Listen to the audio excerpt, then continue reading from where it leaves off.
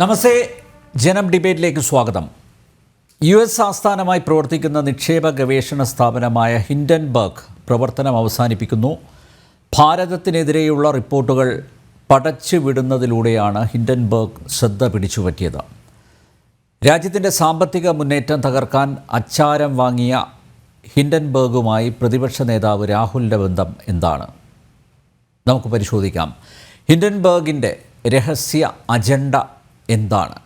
വിദേശകാര്യ വിദഗ്ധൻ doctor G Gopakumar, രാഷ്ട്രീയ നിരീക്ഷകൻ KV രാജശേഖരൻ, BJP വക്താവ് KVS ഹരിദാസ്, കോൺഗ്രസ് വക്താവ് പ്രൊഫസർ റോണി K ബേബി എന്നിവർ ചേരുന്നു. എല്ലാ അതിഥികളെയും ഈ സംവാദത്തിലേക്ക് സ്നേഹാദരങ്ങളോടെ സ്വാഗതം ചെയ്യുന്നു, ഒപ്പം പ്രേക്ഷകരെയും.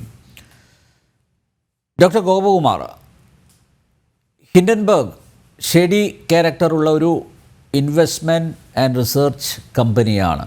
ഞാൻ നേരത്തെ സൂചിപ്പിച്ചതുപോലെ ആൻറ്റി ഇന്ത്യൻ സ്ഥാപനം. ഭാരതത്തിൻ്റെ സാമ്പത്തിക വളർച്ചയിൽ അസൂയ പൂണ്ട് നിരന്തരം ഭാരതവിരുദ്ധ റിപ്പോർട്ടുകൾ അവതരിപ്പിച്ച് ബോധപൂർവം വിവാദങ്ങൾ തൊടുത്തുവിടുന്ന ഒരു സ്ഥാപനം. അതിനൊരു അജണ്ടയുണ്ട്. ആ അജണ്ട സൃഷ്ടിക്കുന്നതിൽ ഭാരതത്തിലുള്ളവരുടെ തന്നെ പ്രത്യക്ഷവും പരോക്ഷവുമായ സഹായ സഹകരണങ്ങൾ സ്വാഭാവികമായും ആ സ്ഥാപനത്തിന് ലഭിച്ചു കാണും. പാർലമെൻറ്റിനകത്തും പുറത്തും ഹിൻഡൻബർഗ് റിപ്പോർട്ടുകൾ പൊക്കിപ്പിടിച്ച് കേന്ദ്ര സർക്കാരിനെ അതിരൂക്ഷമായി വിമർശിച്ചത് രാഹുലാണ്. അമേരിക്കൻ ഡീപ് സ്റ്റേറ്റും ജോർജ് സോറോസുമായുള്ള രാഹുലിൻ്റെ ബന്ധം മറനീക്കി പുറത്തു വന്ന സാഹചര്യത്തിൽ ഈ ദേശവിരുദ്ധ ശക്തികളുടെ ഒരായുധമായി തന്നെയായിരിക്കില്ലേ ഹിൻഡൻബർഗ് ഇത്രയും കാലം പ്രവർത്തിച്ചിട്ടുണ്ടാവുക? എന്താണ് താങ്കളുടെ നിരീക്ഷണം? അല്ല, ആദ്യമായിട്ട് പറയാനുള്ളത് നമുക്കിതൊരു പാഠമാണ്. കാരണം വികസിച്ചു കൊണ്ടിരിക്കുന്ന ഏത് രാജ്യത്തിലും സമ്പദ് വ്യവസ്ഥ വളരുമ്പോൾ അത് അന്തർദേശീയമായിട്ട് മാത്രമേ പല കാര്യങ്ങൾക്കും ഇടപെടാൻ കഴിയുകയുള്ളൂ. പ്രത്യേകിച്ച് ആഗോളവൽക്കരണത്തിന് ശേഷം വാണിജ്യവും വ്യവസായവും ബാക്കി സമ്പദ് വ്യവസ്ഥയിലുള്ള എല്ലാ കണക്ഷൻസും അന്തർദേശീയവുമാണ്. അത് കയറ്റുമതി ഇറക്കുമതിയുമായി ബന്ധപ്പെട്ടിരിക്കുകയാണ്.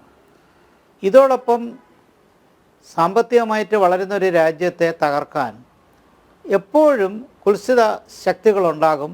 അത് ഡീപ്പ് സ്റ്റേറ്റ് എന്ന് പറയുന്നത് വാസ്തവത്തിൽ പലപ്പോഴും പല സ്ഥലങ്ങളിൽ, അല്ലെങ്കിൽ ചൈന പോലെയുള്ള റെജിമെൻറ്റഡായിട്ടുള്ള സൊസൈറ്റീസിൽ മാത്രമേ ഇതിനെ മർക്കണമുഷ്ടിയോടുകൂടി അമർച്ച ചെയ്യാൻ പറ്റുന്ന രീതിയിലുള്ളൊരു നടപടിയും നിയമങ്ങളും എടുക്കാൻ പറ്റുള്ളൂ. നമ്മുടേതൊരു ജനാധിപത്യമാണ്. അതുകൊണ്ട് തന്നെ അഭിപ്രായ സ്വാതന്ത്ര്യമുണ്ട്. ബന്ധങ്ങൾക്ക് കുറേയൊക്കെ കാര്യങ്ങൾ മനസ്സിലാക്കുകയൊക്കെ ചെയ്യാം. പക്ഷേ ഇത് പാഠമാണെന്ന് പറയാൻ കാരണം ഇതുമായി ബന്ധപ്പെട്ട് പ്രതിപക്ഷ കക്ഷികളിൽ ചിലരെങ്കിലും തീർച്ചയായിട്ടും ഇവിടെ ചൂണ്ടിക്കാണിച്ച പോലെ ഹിൻഡൻബർഗുമായിട്ട് ബന്ധപ്പെട്ട് അവരുടെ സ്ഥാപനവുമായിട്ട് അടുപ്പമുണ്ടെന്ന് മനസ്സിലാക്കി. വളരെ നേരത്തെ തന്നെ നമുക്കറിയാം ജോർജ് സോറോസിൻ്റെ താല്പര്യം ഭാരതത്തിൽ എന്തായിരുന്നു എന്നുള്ളത്. അപ്പോൾ ചുരുക്കത്തിൽ രാജ്യം സാമ്പത്തികമായിട്ട് മുന്നോട്ട് വളരുന്നൊരു ചുറ്റുപാടിൽ എങ്ങനെ തകർക്കാമെന്ന് ഒരു ഒളിഗാർക്കി ലോകത്തുണ്ട്. അത് അമേരിക്കയിൽ മാത്രമല്ല മറ്റു സ്ഥലങ്ങളിലും കാണാൻ സാധ്യതയുണ്ട്. അത് ആ രാജ്യത്തിൻ്റെ വിദേശ നയവുമായി ബന്ധപ്പെട്ടിരിക്കണമെന്നില്ല. കാരണം ഇക്കാര്യത്തിൽ ചാരപ്രവർത്തനം ചെയ്യുന്ന സംഘടനകൾ വളരെയധികം ഉള്ളതുകൊണ്ട് ഈ അപകടം പിടിച്ച കാര്യങ്ങളിൽ ഇത്തരം ഏജൻസികൾ ഗവേഷണ സ്ഥാപനങ്ങളാണെന്നും സന്നദ്ധ സംഘടനകളാണെന്നും പറഞ്ഞ് മുന്നോട്ട് വന്ന് നമ്മുടെ രാജ്യവുമായി ബന്ധപ്പെട്ട് ഇവിടുത്തെ ഇവിടുത്തെ വിവരങ്ങൾ, പ്രത്യേകിച്ച് ഇൻ്റലിജൻസ് ഉൾപ്പെടെയുള്ള വിവരങ്ങളൊക്കെ ചോർത്താനും അതോടൊപ്പം തന്നെ അകത്ത് ഒരു വലിയൊരു എതിരഭിപ്രായം ഉണ്ടാക്കാനും കഴിയുമെന്നുള്ളതാണ്. അത് അമേരിക്ക പോലെയുള്ള വികസിത രാജ്യങ്ങളിൽ പട്ടാളത്തിന് വലിയ ഡയറക്റ്റ് റോൾ ഇല്ലെങ്കിലും തീർച്ചയായിട്ടും ഇത്തരം കമ്പനികൾ, കോർപ്പറേറ്റ് കമ്പനികൾ അവർക്ക് മത്സരം നേരിടുന്ന സാഹചര്യത്തിൽ, പ്രത്യേകിച്ച് ഇനി വരുന്ന സാമ്പത്തിക സാഹചര്യത്തിൽ അവിടുത്തെ സ്വകാര്യ സംരംഭകർക്ക് പ്രശ്നമുണ്ടാകുമെന്നുള്ള സംശയത്തിലോ അതല്ലെങ്കിൽ നമ്മുടെ രാജ്യം വല്ലാണ്ടങ്ങ് വലുതാകുമ്പോഴുണ്ടാകുന്ന മത്സരത്തിൻ്റെ പ്രശ്നങ്ങൾ, സാമ്പത്തിക മത്സരങ്ങളുടെ പ്രശ്നത്തിൽ നഷ്ടമുണ്ടാകാൻ സാധ്യതയുണ്ട് കണക്കാക്കി മുൻകൂട്ടി ചെയ്യുന്നൊരു ആക്രമണം. ഞാൻ അതാണ് പറഞ്ഞത്, നമുക്കതൊരു പാഠമാണ്. ഇനി അങ്ങോട്ട് സമ്പദ് വ്യവസ്ഥ ലോകത്തിലെ മൂന്നാമത്തെ സമ്പദ് വ്യവസ്ഥയായിട്ട് മാറുമ്പോൾ കൂടുതൽ ഇത്തരം ശത്രുക്കളുണ്ടാകും. അതുകൊണ്ട് തന്നെ ഇത്തരം കാര്യങ്ങൾ നമ്മൾ ശ്രദ്ധിക്കണം. ഇനി അത് എന്തുകൊണ്ട് അടച്ചു, എങ്ങനെ അടച്ചു, അതൊക്കെ നമുക്കിനി ചർച്ച ചെയ്യാവുന്ന കാര്യമാണ്. അതിനെക്കുറിച്ചുള്ള ആക്ഷേപങ്ങളും കാര്യങ്ങളൊക്കെ ചർച്ച ചെയ്യാവുന്നതാണ്. പക്ഷേ ഇതൊരു ലെസണാണ്, ഇതൊരു പാഠമാണ്. പ്രത്യേകിച്ച് വിദേശ നയം, ദേശസുരക്ഷ, പ്രതിരോധം, ഇങ്ങനെയുള്ള ഒരുപാട് കാര്യങ്ങളിൽ ഇപ്പോൾ ഗൗതം അദാനിയുമായിട്ടുള്ള കാര്യത്തിലാണല്ലോ, അതിനെക്കുറിച്ചുള്ള ചർച്ച ഇനി മറ്റുള്ളവർ തീർച്ചയായിട്ടും പറയും. പക്ഷേ നമുക്ക് എയർപോർട്ടുകൾ, തുറമുഖങ്ങൾ, പ്രതിരോധ കൈമാറ്റങ്ങൾ ചെയ്യാനും കയറ്റുമതി ഇറക്കുമതിയും ചെയ്യുന്ന കാര്യങ്ങൾ, പിന്നെ സിമൻറ്റ് തുടങ്ങിയ ഒത്തിരി കാര്യങ്ങൾക്ക്, ഇത്തരം കാര്യങ്ങൾക്ക് നമുക്ക് നാട്ടിലെ സ്വകാര്യ സംരംഭകരെയും മറ്റും വിശ്വസിച്ച് ഏൽപ്പിക്കണം. പക്ഷേ അതിനോടൊപ്പം തന്നെ ഇതുമായി ബന്ധപ്പെട്ട അന്തർദേശീയ നിയമങ്ങളും രാജ്യത്തിൻ്റെ നിയമങ്ങളും പരിരക്ഷിച്ചു കൊണ്ടുവേണം മുന്നോട്ട് പോകാൻ. ഇതിനകത്ത് നമ്മൾ അബദ്ധത്തിൽ ചെന്ന് ചാടിയാൽ നമ്മൾ നേടിയ നേട്ടങ്ങളൊക്കെ നഷ്ടമാകാൻ സാധ്യതയുണ്ട്. അതുകൊണ്ട് വളരെ ശ്രദ്ധാപൂർവം ചെയ്യേണ്ട ഒരു കാര്യമാണ് ഇതിൽ. എന്തായാലും അദാനിക്കെതിരെ ടാർഗറ്റ് ചെയ്തു എന്നുള്ളത് തീർച്ചയായിട്ടും അത് ഗവൺമെൻറ്റിനെതിരെയുള്ള ടാർഗറ്റ് തന്നെയാണെന്ന് നമുക്ക് ഈ പശ്ചാത്തലത്തിൽ മനസ്സിലാക്കാം. യെസ്, ശ്രീ KVS ഹരിദാസ, ദൗത്യം പൂർത്തിയായി, അതുകൊണ്ട് നമ്മൾ കട അടച്ചു പൂട്ടുന്നു എന്നാണ് നെറ്റ് ആൻഡേഴ്സൺ പറഞ്ഞിരിക്കുന്നത്. എന്താണ് ഇവരുടെ ദൗത്യം, എന്തായിരുന്നു ദൗത്യം അല്ലേ എന്നൊക്കെ പരിശോധിക്കേണ്ട ഒരു സമയം കൂടിയല്ലേ ഇത്. അത് നേരത്തെ പറഞ്ഞ പോലെ ഭാരതത്തെ ലക്ഷ്യം വെച്ചുള്ള റിപ്പോർട്ടുകൾ ഉയർത്തിക്കൊണ്ടുവരിക, അത് ചർച്ച ചെയ്യുക, മാത്രമല്ല ഈ ഓഹരി വിപണിയെ അടക്കം ബാധിക്കുന്ന തരത്തിലുള്ള ഇടപെടലുകൾ നടത്തുക. അപ്പോൾ ഇനിയിപ്പോൾ നമ്മുടെ ട്രംപ് വരുന്നത് കൊണ്ട്, ട്രംപ് അധികാരത്തിലെത്തിയാൽ കള്ളക്കളികളൊക്കെ പുറത്താകും എന്ന ഭയം കൊണ്ടായിരിക്കുമോ ഈ സ്ഥാപനം അടച്ച് പൂട്ടാൻ പോകുന്നു എന്ന് ഔദ്യോഗികമായി പ്രഖ്യാപിച്ചിരിക്കുന്നത്?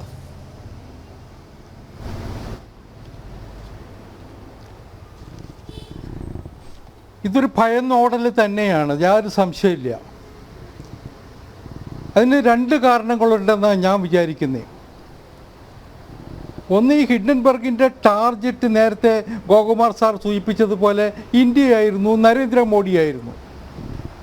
ഇന്ത്യ മാത്രമല്ല, നരേന്ദ്രമോദിയെ അദ്ദേഹം പ്രതിദാനം ചെയ്യുന്ന ഒരു ദേശീയതയുടെ ഒരു ഒരു ഒരു ഒരു പ്രവാഹമുണ്ടല്ലോ, അത് തന്നെയായിരുന്നു അവരുടെ ടാർഗറ്റ്. അതിനുവേണ്ടി അവർ അഡാനിയെ കണ്ടുപിടിച്ചു. അഡാനി ഒരു ഇന്ത്യൻ ബിസിനസ്മാനാണ്. ലോകത്തിലെ തന്നെ ഇന്നത്തെ നിലയ്ക്ക് ഒരു മൂന്നാമത്തെയോ നാലാമത്തെയോ ഒരു ബിസിനസ് മാഗ്നറ്റാണ് എന്ന് വേണമെങ്കിൽ നമുക്ക് വിശേഷിപ്പിക്കാം. അപ്പോൾ അഡാനിയെ അവർ ടാർഗറ്റ് ചെയ്തത് ഇന്ത്യക്ക് നേരെയുള്ള കടന്നാക്രമണത്തിൻ്റെ ഒരു മുഖമുദ്രയായിട്ടാണ്. ഇവിടെ നമ്മൾ സ്വീകരിച്ച നിലപാടെന്താ? അതാണ് ശ്രദ്ധിക്കേണ്ടത്. ഇന്നിപ്പോൾ അമേരിക്കയിൽ പുതിയ ട്രംപ് ഭരണകൂടം അധികാരത്തിൽ വരുന്ന സമയത്ത് ഇത്തരം ദുഷ്ടശക്തികൾക്ക് പിടിച്ചു നിൽക്കാൻ പറ്റില്ല എന്നൊരു സ്ഥിതി ഉണ്ടായിട്ടുണ്ട്. പക്ഷേ അത്തരം ഒരു സ്ഥിതി അമേരിക്കയിൽ മാത്രമല്ല, ആഗോളതലത്തിൽ ഇത്തരം ശക്തികൾക്കെതിരായിട്ടൊരു വലിയ ക്യാമ്പയിൻ സംഘടിപ്പിക്കാൻ, അവർക്കെതിരായിട്ടുള്ള ഒരു ആശയ രൂപീകരണം നടത്താൻ നരേന്ദ്രമോദിക്ക് സാധിച്ചു എന്നതാണ് നമ്മൾ കാണേണ്ടത്. അത് ഹിൻഡൻബർഗ് മാത്രമല്ല, നേരത്തെ ഗോകുമാർ സാർ സൂചിപ്പിച്ചതുപോലെ ജോർജ് സോറോസ് ഉണ്ട്. ജോർജ് സോറോസിൻ്റെ നേതൃത്വത്തിൽ നടന്നിരുന്നത് അതിഭീകരമായ ഇന്ത്യ വിരുദ്ധ നീക്കമായിരുന്നു. ഇന്ത്യ വിരുദ്ധ നീക്കം മാത്രമല്ല, അതിന് വികസിത ലക്ഷ്യങ്ങൾ വച്ചിട്ട് മുന്നേറുന്ന എല്ലാവരെയും ടാർഗറ്റ് ചെയ്യാൻ അദ്ദേഹത്തിൻ്റെ സോറോസിൻ്റെ ഗാങ് ശ്രമിച്ചിരുന്നു. ദൗർഭാഗ്യവശാൽ നേരത്തെ നിങ്ങൾ സൂചിപ്പിച്ചതുപോലെ ഈ ഇന്ത്യയിലെ പ്രതിപക്ഷത്തുള്ള ചില ശക്തികൾക്ക് ഇത്തരം ഗാങ്ങുകളുമായിട്ടുള്ള അവിഹിത ബന്ധങ്ങളും ഉണ്ടായിരുന്നു. നമ്മുടെ കോൺഗ്രസിൻ്റെ മുൻ അധ്യക്ഷ സോണിയാഗാന്ധിക്ക് സോറോസിൻ്റെ സംഘടനയുമായിട്ടുള്ള ബന്ധം നമ്മൾ ചർച്ച ചെയ്തതാണ് പല വട്ടങ്ങളിലും. ഇന്ത്യക്ക് എതിരായിട്ടുള്ള, അല്ലെങ്കിൽ കാശ്മീരിനെ ഇന്ത്യയിൽ നിന്ന് അടർത്തി മാറ്റണം എന്നുള്ള അജണ്ട വച്ച് പ്രവർത്തിക്കുന്ന പ്രസ്ഥാനങ്ങളുമായിട്ട് സോണിയാഗാന്ധിക്കുള്ള ബന്ധം നമ്മൾ കണ്ടതാണ്. ഈ സോറോസിൻ്റെ സംഘടനകളിൽ നിന്ന് രാജീവ് ഗാന്ധി ഫൗണ്ടേഷനും അതുപോലെ തന്നെ കോൺഗ്രസിനും ഒക്കെ കിട്ടിയിട്ടുള്ള ധനസഹായത്തെക്കുറിച്ച് രാജ്യം ചർച്ച ചെയ്തതാണ്. കഴിഞ്ഞ പാർലമെൻറ്റ് സമ്മേളനത്തിൻ്റെ അവസാന ദിവസങ്ങളിൽ BJP MP-മാർ സോണിയാഗാന്ധിയുടെയും സോറോസിൻ്റെയും പടം വച്ചുകൊണ്ട് പാർലമെൻറ്റിനകത്ത്, പാർലമെൻറ്റ് മന്ദിരത്തിന് ചുറ്റും പ്രകടനം നടത്തിയതും നമ്മൾ കണ്ടതാണ്. അപ്പോൾ ഇത് പരസ്യമായ കാര്യമാണ്, രഹസ്യമായ കാര്യമല്ല. ഇത്തരം ദുഷ്ടശക്തികൾ ഇവിടെ നമ്മുടെ എക്കണോമിയെ തകർക്കാൻ മാത്രമല്ല, CAA സമരത്തിൽ അവരുടെ പങ്കാളിത്തം നമ്മൾ കണ്ടതാണ്. ഡൽഹിയിൽ നടന്നിട്ടുള്ള വർഗീയ കലാപത്തിന് പണം നൽകിയവരുടെ കൂട്ടത്തിൽ ഈ പ്രസ്ഥാനങ്ങളുമായി ബന്ധപ്പെട്ട ആളുകളുടെ രൂപം നമ്മൾ കണ്ടിട്ടുണ്ട്. അത് കോടതിയുടെ മുമ്പിൽ എത്തിക്കഴിഞ്ഞിട്ടുണ്ട്. പിന്നെ പെഗാസസ് എന്ന് പറഞ്ഞിട്ടുണ്ടാക്കിയ ഒരു കള്ളക്കഥ നമ്മൾ കണ്ടതാണ്. പിന്നെയുണ്ട് കോവിഡിൻ്റെ കാലത്ത് നമ്മൾ ലോകത്തിനെ മുഴുവൻ മാതൃകയാക്കിക്കൊണ്ട് ഈ കോവിഡിനെ പ്രതിരോധിക്കാൻ വേണ്ടി കോവിഡ് വാക്സിൻ ഉണ്ടാക്കിയപ്പോൾ അതിനെതിരായിട്ട് കള്ളപ്രചരണം നടത്താൻ ഇതേ ശക്തികളുണ്ടായിരുന്നു. അങ്ങനെ ഇന്ത്യ ഏതെല്ലാം ദിശയിൽ മുന്നേറാൻ ശ്രമിച്ചിട്ടുണ്ടോ, ഏതെല്ലാം ദിശയിൽ ലോകത്തിന് വഴികാട്ടിയാവാൻ ശ്രമിച്ചിട്ടുണ്ടോ, അപ്പോഴൊക്കെ കുഴപ്പമുണ്ടാക്കാൻ, കലാപമുണ്ടാക്കാൻ ഈ ശക്തികൾ പല തരത്തിൽ ഇടപെട്ടിട്ടുണ്ട്. പണം കൊടുത്തിട്ടുണ്ടാവാം, കള്ളപ്രചരണം നടത്തിയിട്ടുണ്ട് ഒക്കെ ചെയ്തിട്ടുണ്ട്. അതിനൊക്കെ മുന്നിൽ ഇന്ത്യയിലെ പ്രതിപക്ഷ നേതാക്കന്മാരുണ്ടെങ്കിൽ അത് നമ്മൾ കാണേണ്ടത്, തിരിച്ചറിയേണ്ടത് ഇത്തരം ദുഷ്ടശക്തികളുമായിട്ടുള്ള, ഇന്ത്യ വിരുദ്ധ ശക്തികളുമായിട്ടുള്ള അവരുടെ ബാന്ധവം തന്നെയാണ്.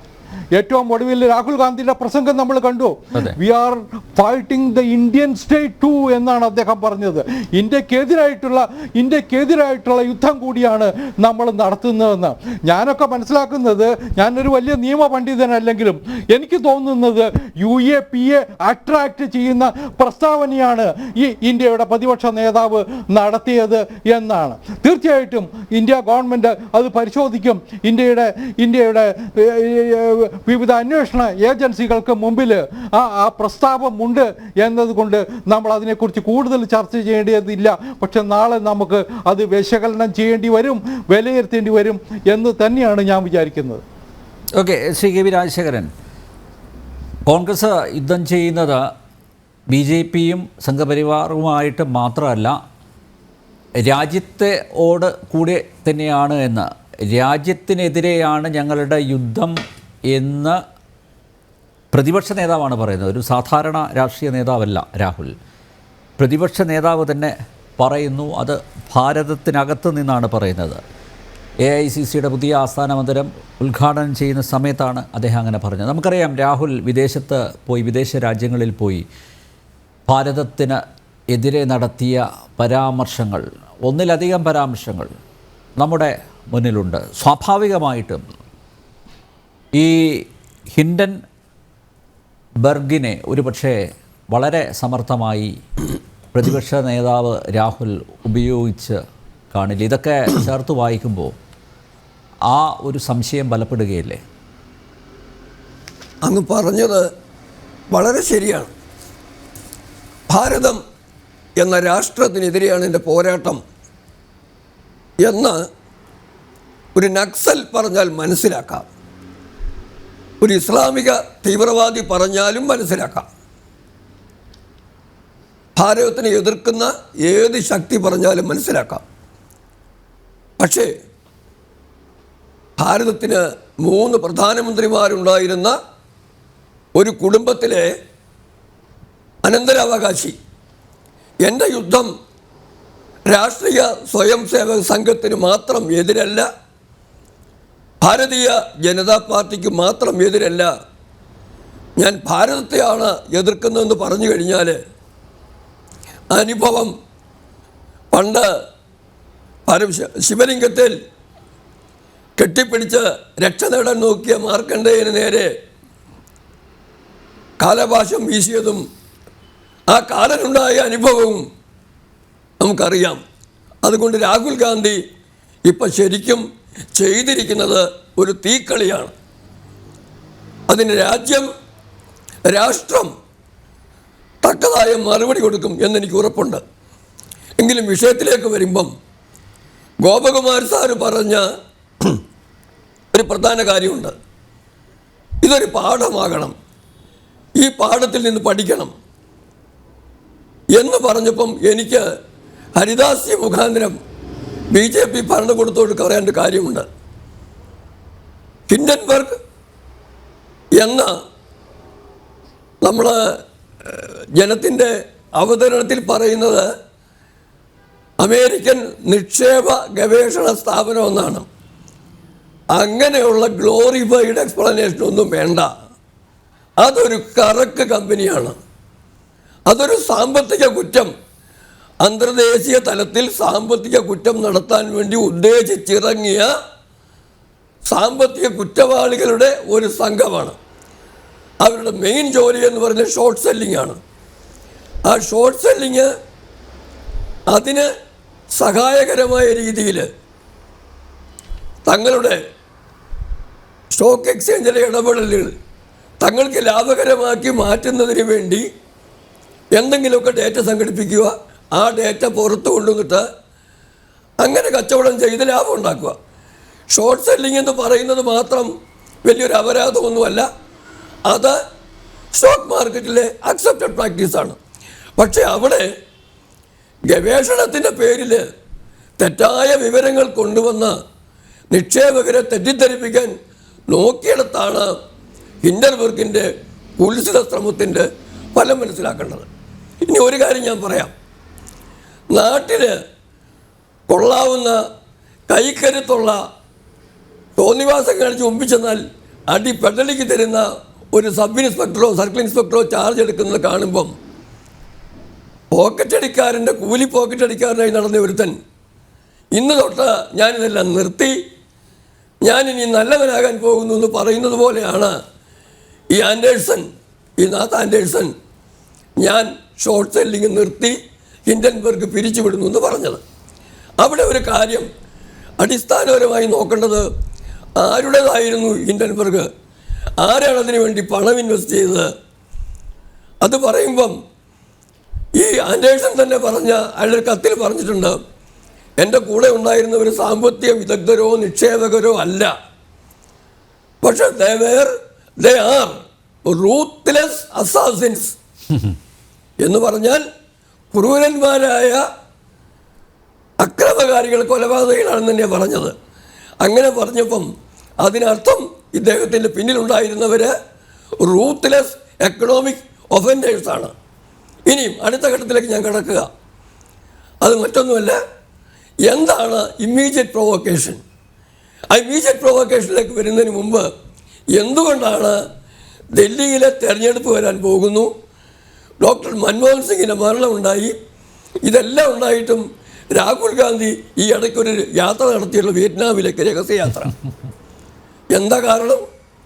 അതും ഹിൻഡൻബർഗിൻ്റെ ഇപ്പോഴത്തെ പിരിച്ചുവിടലും എല്ലാം തമ്മിൽ ഒരു പണ്ട് ശങ്കരാടി പറഞ്ഞതുപോലെ അന്തർധാരയുണ്ട്. അന്തർധാര വിവരിക്കാൻ സമയമില്ലാത്തതും ഞാൻ വിവരിക്കുന്നില്ല. പക്ഷേ ഒരു കാര്യം, ഇത് പറയുമ്പോൾ ഒരു കാര്യം ഓർക്കേണ്ടത്, 2 ദിവസം മുമ്പോ അതോ 3 ദിവസം മുമ്പോ റിപ്പബ്ലിക്കൻ ഒരു കോൺഗ്രസ് അംഗം ഒരു അമേരിക്കൻ ജസ്റ്റിസ് ഡിപ്പാർട്ട്മെൻറ്റിന് ഒരു കത്ത് കൊടുത്തു. ആ കത്തിലെ വിവരം ഇതായിരുന്നു: നിങ്ങൾ അദാനിയെ ടാർഗറ്റ് ചെയ്ത് സ്റ്റാർട്ട് ചെയ്ത അന്വേഷണ സംബന്ധമായ റെക്കോർഡുകൾ എല്ലാം ഭദ്രമായിട്ട് സൂക്ഷിച്ചേക്കണം എന്ന് പറഞ്ഞാൽ ഡോണ്ട് ടാമ്പർ വിത്ത് ദം. അതിന് അഭ്യാസം കാണിച്ച് അത് കിട്ടാനില്ലെന്നും കാണാനില്ലെന്നും പറയരുത്, അതവിടെ വേണം എന്ന് പറഞ്ഞു.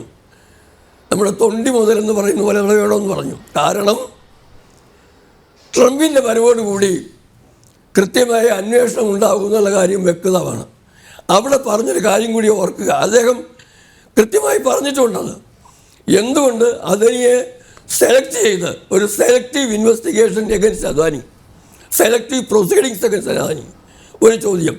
2, ഈ ഒഫൻസ് അമേരിക്കയിൽ പണിഷബിൾ ആണോ? ഇങ്ങനെ കുറേ കാര്യങ്ങൾ ചോദിച്ചിട്ടുണ്ട്. അപ്പോൾ ആ സമയത്താണ് ഈ നാത്ത് ആൻഡേഴ്സൺ ഇനിയും കട പൂട്ടുന്നതാണ് നല്ലതെന്ന ബുദ്ധിപരമായ തീരുമാനത്തിലേക്ക് മാറിയത്. അതുകൊണ്ട് കൃത്യമായി നമ്മൾ മനസ്സിലാക്കേണ്ടത്, ഇതിപ്പോൾ ചെയ്തിരിക്കുന്നത് ഞാൻ ആദ്യം പറഞ്ഞ ആ പോക്കറ്റടിക്കാരൻ്റെ സംഘത്തിൻ്റെ അവസാനത്തെ ആൾ, നാത്ത് ആൻഡേഴ്സൺ അവസാനത്തെ ആളാണ്.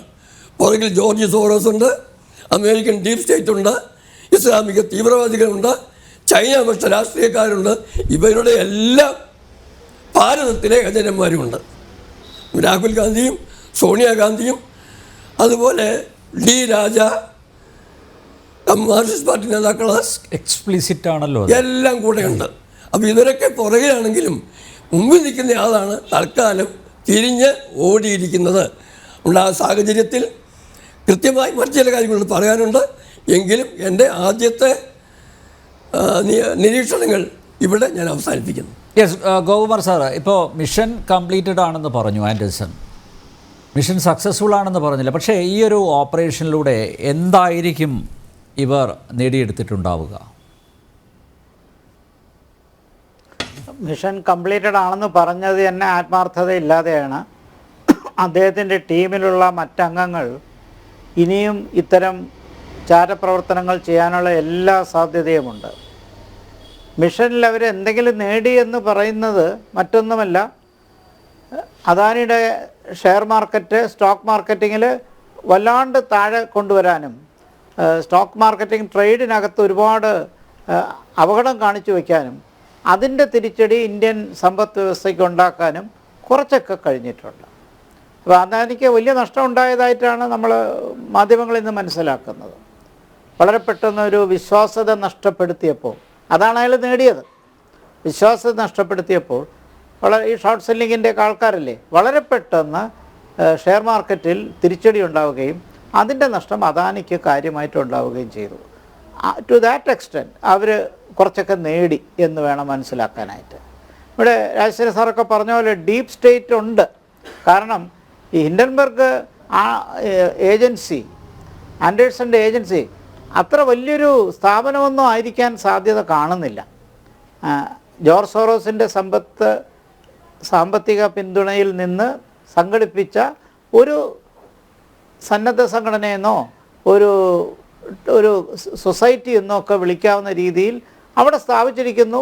അതിനെ ഒരു ചാരപ്രവർത്തനത്തിന് വേണ്ടി മാക്സിമം ഉപയോഗിക്കുകയും കോർപ്പറേറ്റ് യുദ്ധത്തിൽ വേണ്ട ഒളിയമ്പുകൾ ചെയ്യാനായിട്ട്.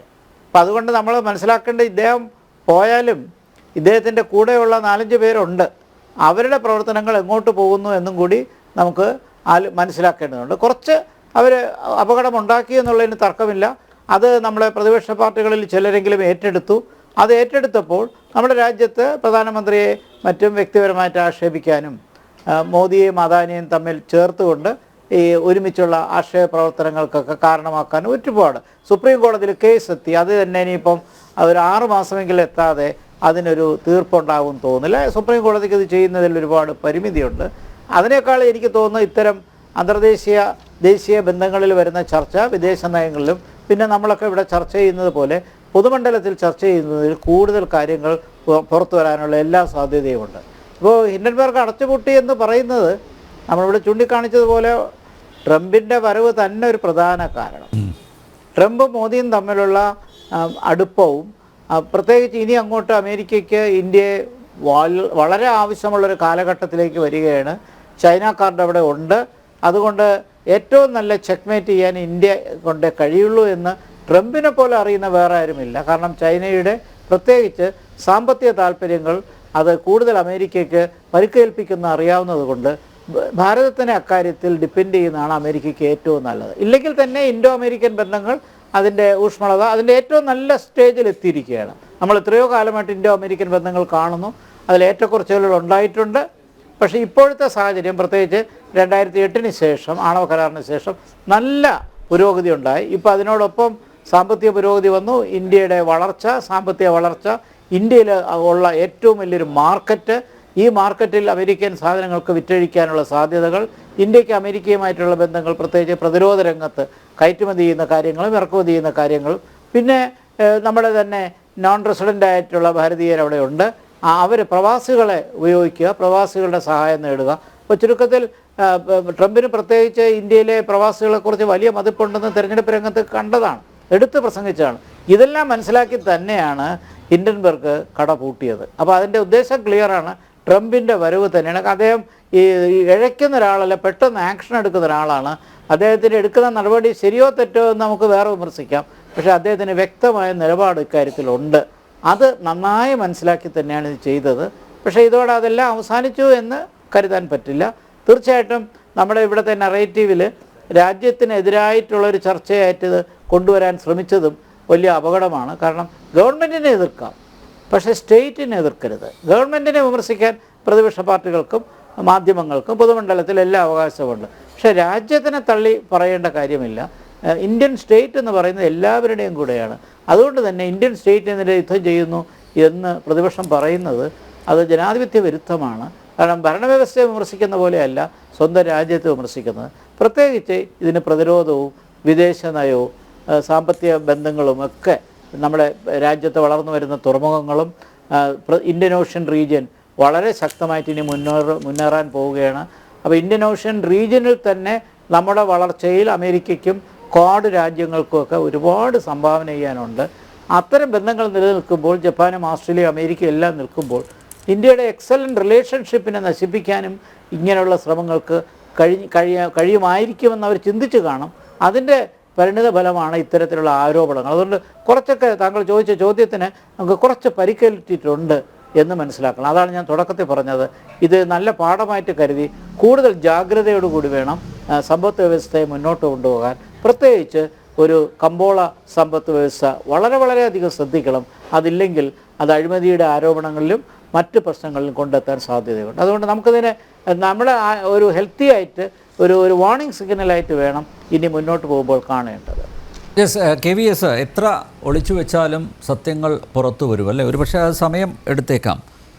ഇപ്പോൾ നോക്കൂ, ഈ ഡീപ് സ്റ്റേറ്റ്, അതുപോലെ സോറോസ്, ഹിൻഡൻബർഗ്, ആ ഒരു അവർക്കിടയിലുള്ളൊരു ബാന്ധവം മാത്രമല്ല, ഞാൻ ആമുഖത്ത് ചൂണ്ടിക്കാണിച്ചതുപോലെ ഭാരതത്തിന് അകത്ത് നിന്ന് ഈ ദേശവിരുദ്ധ ശക്തികൾക്ക് ലഭിക്കുന്ന പിന്തുണ, അതെല്ലാം ഇപ്പം മറനീക്കി പുറത്തു വന്നിരിക്കുകയാണ്. പക്ഷേ എന്തുകൊണ്ട് കോൺഗ്രസ് ഇപ്പോഴും ആ യാഥാർത്ഥ്യം തിരിച്ചറിയുന്നില്ല? പിടിക്കപ്പെട്ടു എന്ന് മനസ്സിലായിട്ടുണ്ട്, കോൺഗ്രസ്സിൽ ഒരു വിഭാഗത്തിന് മനസ്സിലായിട്ടുണ്ട്. പക്ഷേ ഇപ്പോഴും രാഹുലിനെ സംരക്ഷിക്കുന്നതിൻ്റെ ഭാഗമായിട്ടായിരിക്കുമോ ഒരുപക്ഷേ കോൺഗ്രസ്സിന് മറ്റ് മാർഗങ്ങളൊന്നുമില്ലാതെ, മറ്റ് പോംവഴികൾ ഒന്നും ഇല്ലാതെ ഇപ്പോഴും അദ്ദേഹത്തെ ഇങ്ങനെ കൂടെ കൊണ്ടു നടക്കേണ്ടി വരുന്നത്?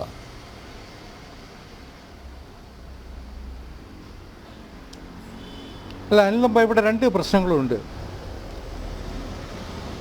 ഒന്ന്, കോൺഗ്രസിൻ്റെ തലപ്പത്തുള്ള ഇപ്പോഴത്തെ കുടുംബം, അവരുടെ ആഗ്രഹവും വിചാരവും തങ്ങൾക്കല്ലാതെ ഇന്ത്യയെ ഭരിക്കാൻ അവകാശം വേറെ ആർക്കുമില്ല എന്നതാണ്. 2014 തെരഞ്ഞെടുപ്പ് കഴിഞ്ഞത് മുതൽ ഈ കോൺഗ്രസും അതിൻ്റെ തലപ്പത്തുള്ള കുടുംബവും സ്വീകരിച്ചു വരുന്ന നിലപാടുകളൊന്ന് പരിശോധിച്ചാൽ ഇതിനുള്ള ഉത്തരമായി. മുമ്പും രാജ്യത്ത് ഭരണമാറ്റം ഉണ്ടായിട്ടുണ്ട്.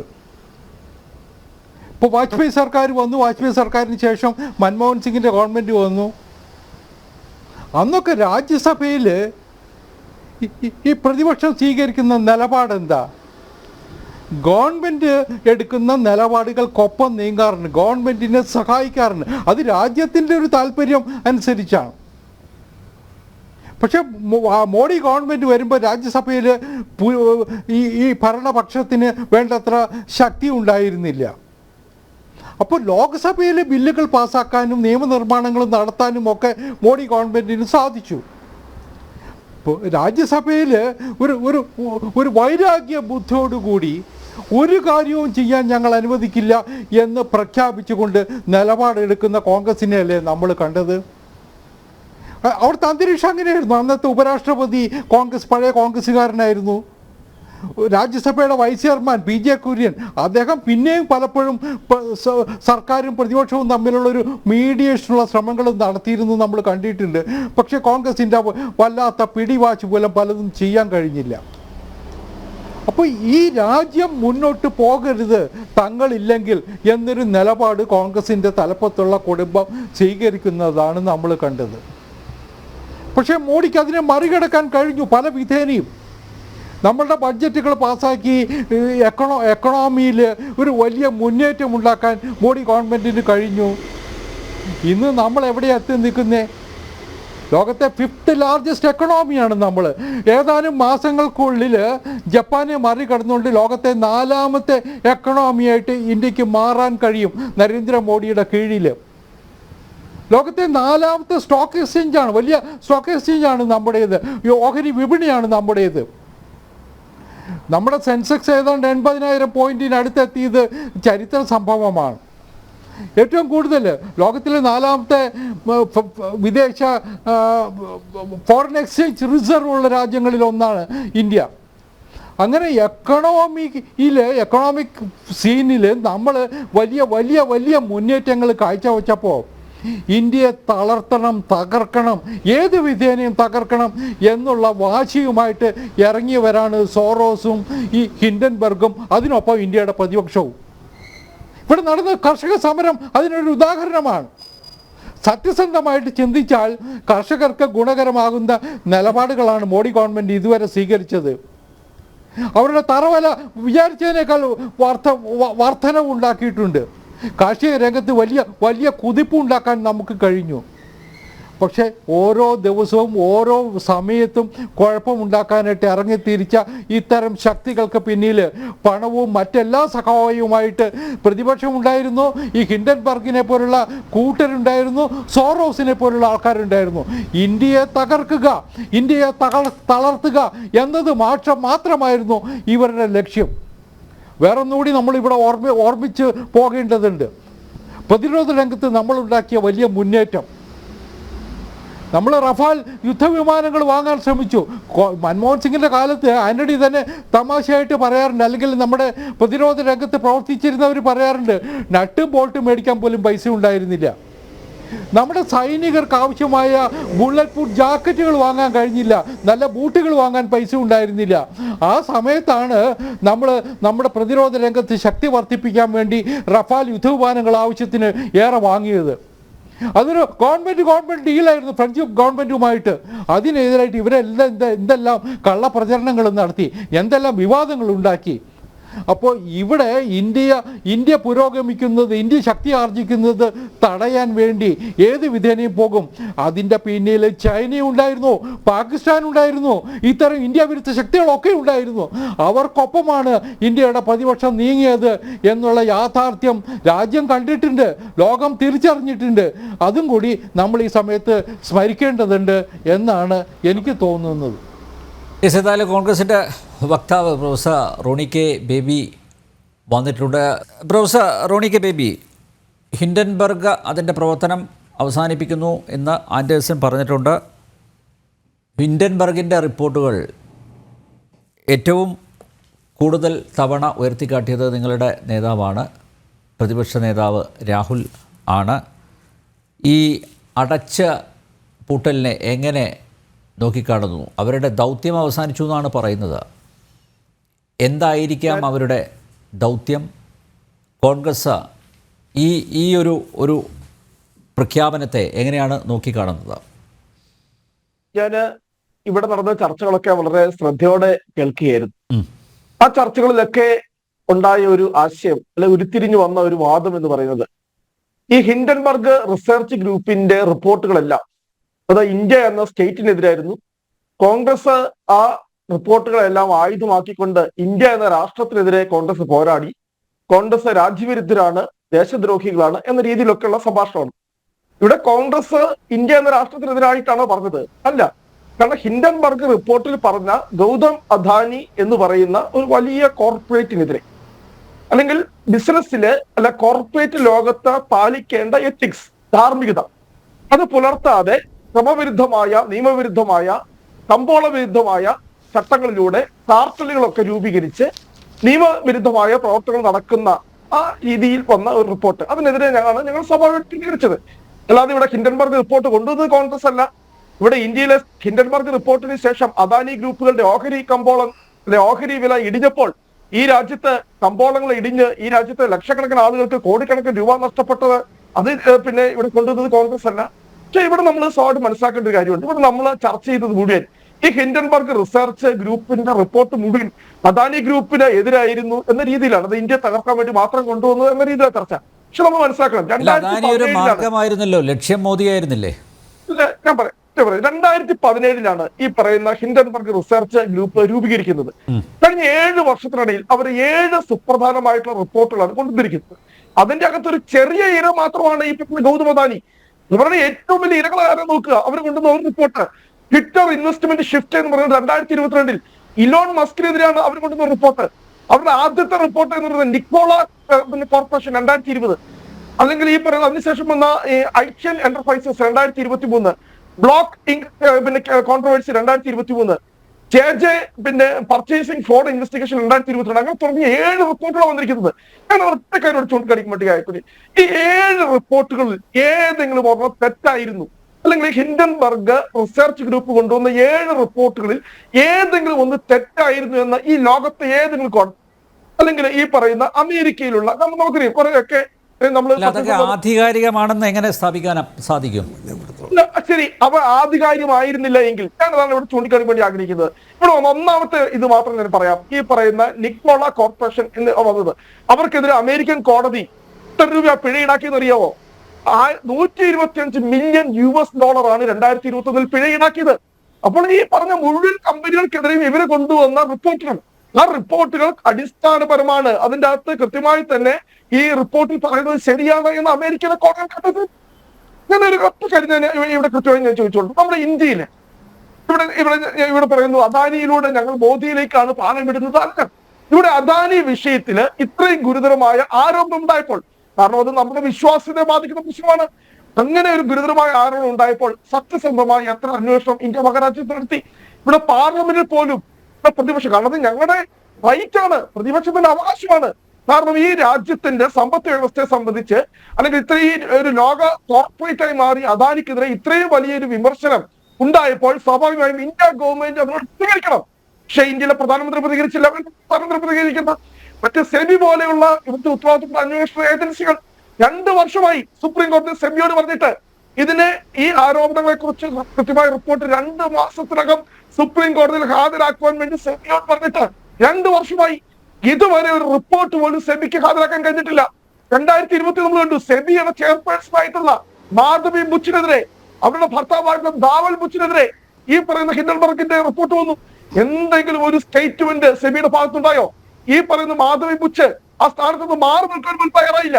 അപ്പോൾ ഇവിടെ അത് വളരെ വ്യക്തമാണ്. ഇപ്പോൾ ഇതിനെ ഡിഫെൻഡ് ചെയ്യാൻ തയ്യാറായി നിൽക്കുമ്പോൾ ഒറ്റ കാര്യം മാത്രം ചോദിച്ചത്, ഈ അദാനി ഗ്രൂപ്പ് ഈ ഹിൻഡൻബർഗ് റിപ്പോർട്ടിനെതിരെ കേസ് കൊടുക്കുമെന്ന് പറഞ്ഞു. ഏതെങ്കിലും ഒരു കോടതിയിൽ ഈ പറയുന്ന ഹിൻഡൻബർഗ് റിപ്പോർട്ടിനെതിരെ അദാനി ഈ പറയുന്ന ഏതെങ്കിലും ഒരു കോടതിയിൽ, പിന്നെ അമേരിക്കൻ കോടതിയിൽ എവിടെയെങ്കിലും കേസ് കൊടുത്തിട്ടുണ്ടോ? ഈ 7 കമ്പനികൾ കേസ് കൊടുത്തിട്ടുള്ളതേ. അതാണ് ഇവിടെ വരുന്ന ഏറ്റവും പ്രസക്തമായവര്. പിന്നെ ഇവിടെ അടച്ചുപൂട്ടി എന്താണ് ഞാൻ മനസ്സിലാക്കുന്ന കാര്യം, കാരണം ഇവരുടെ ഏറ്റവും സുപ്രധാനമായ അന്വേഷണ റിപ്പോർട്ട് ഇവർ പുറപ്പെടുവിച്ചത് ഇലോൺ മസ്കിനെതിരെയാണ്. 2022 ഈ പറഞ്ഞ ട്വിറ്റർ ഇന്റർനാഷണൽ ഷിഫ്റ്റ് എന്നത് ഏറ്റവും വലിയ കോൺട്രവേഴ്സി. ആ കോൺട്രവേഴ്സിയിൽ ഇവര് കൊണ്ടുവന്ന റിപ്പോർട്ട് അത് വളരെ കൃത്യമായി ആ റിപ്പോർട്ടിൽ പറഞ്ഞിരിക്കുന്ന കാര്യങ്ങൾ ശരിയാണ് എന്ന് അവസാനം ഇലോൺ മസ്ക് തന്നെ അഡ്മിറ്റ് ചെയ്യേണ്ടി വന്നു. ആ ഇലോൺ മസ്ക് ഇപ്പോൾ ട്രംപ് ഭരണകൂടത്തിലെ ഏറ്റവും സുപ്രധാനമായ പോസ്റ്റ് വരുമ്പോൾ ഇവര് തീർച്ചയായിട്ടും പ്രതികാര ബുദ്ധിയോടെയുള്ള നടപടികൾ ഇവർ പ്രതീക്ഷിക്കുന്നുണ്ട്.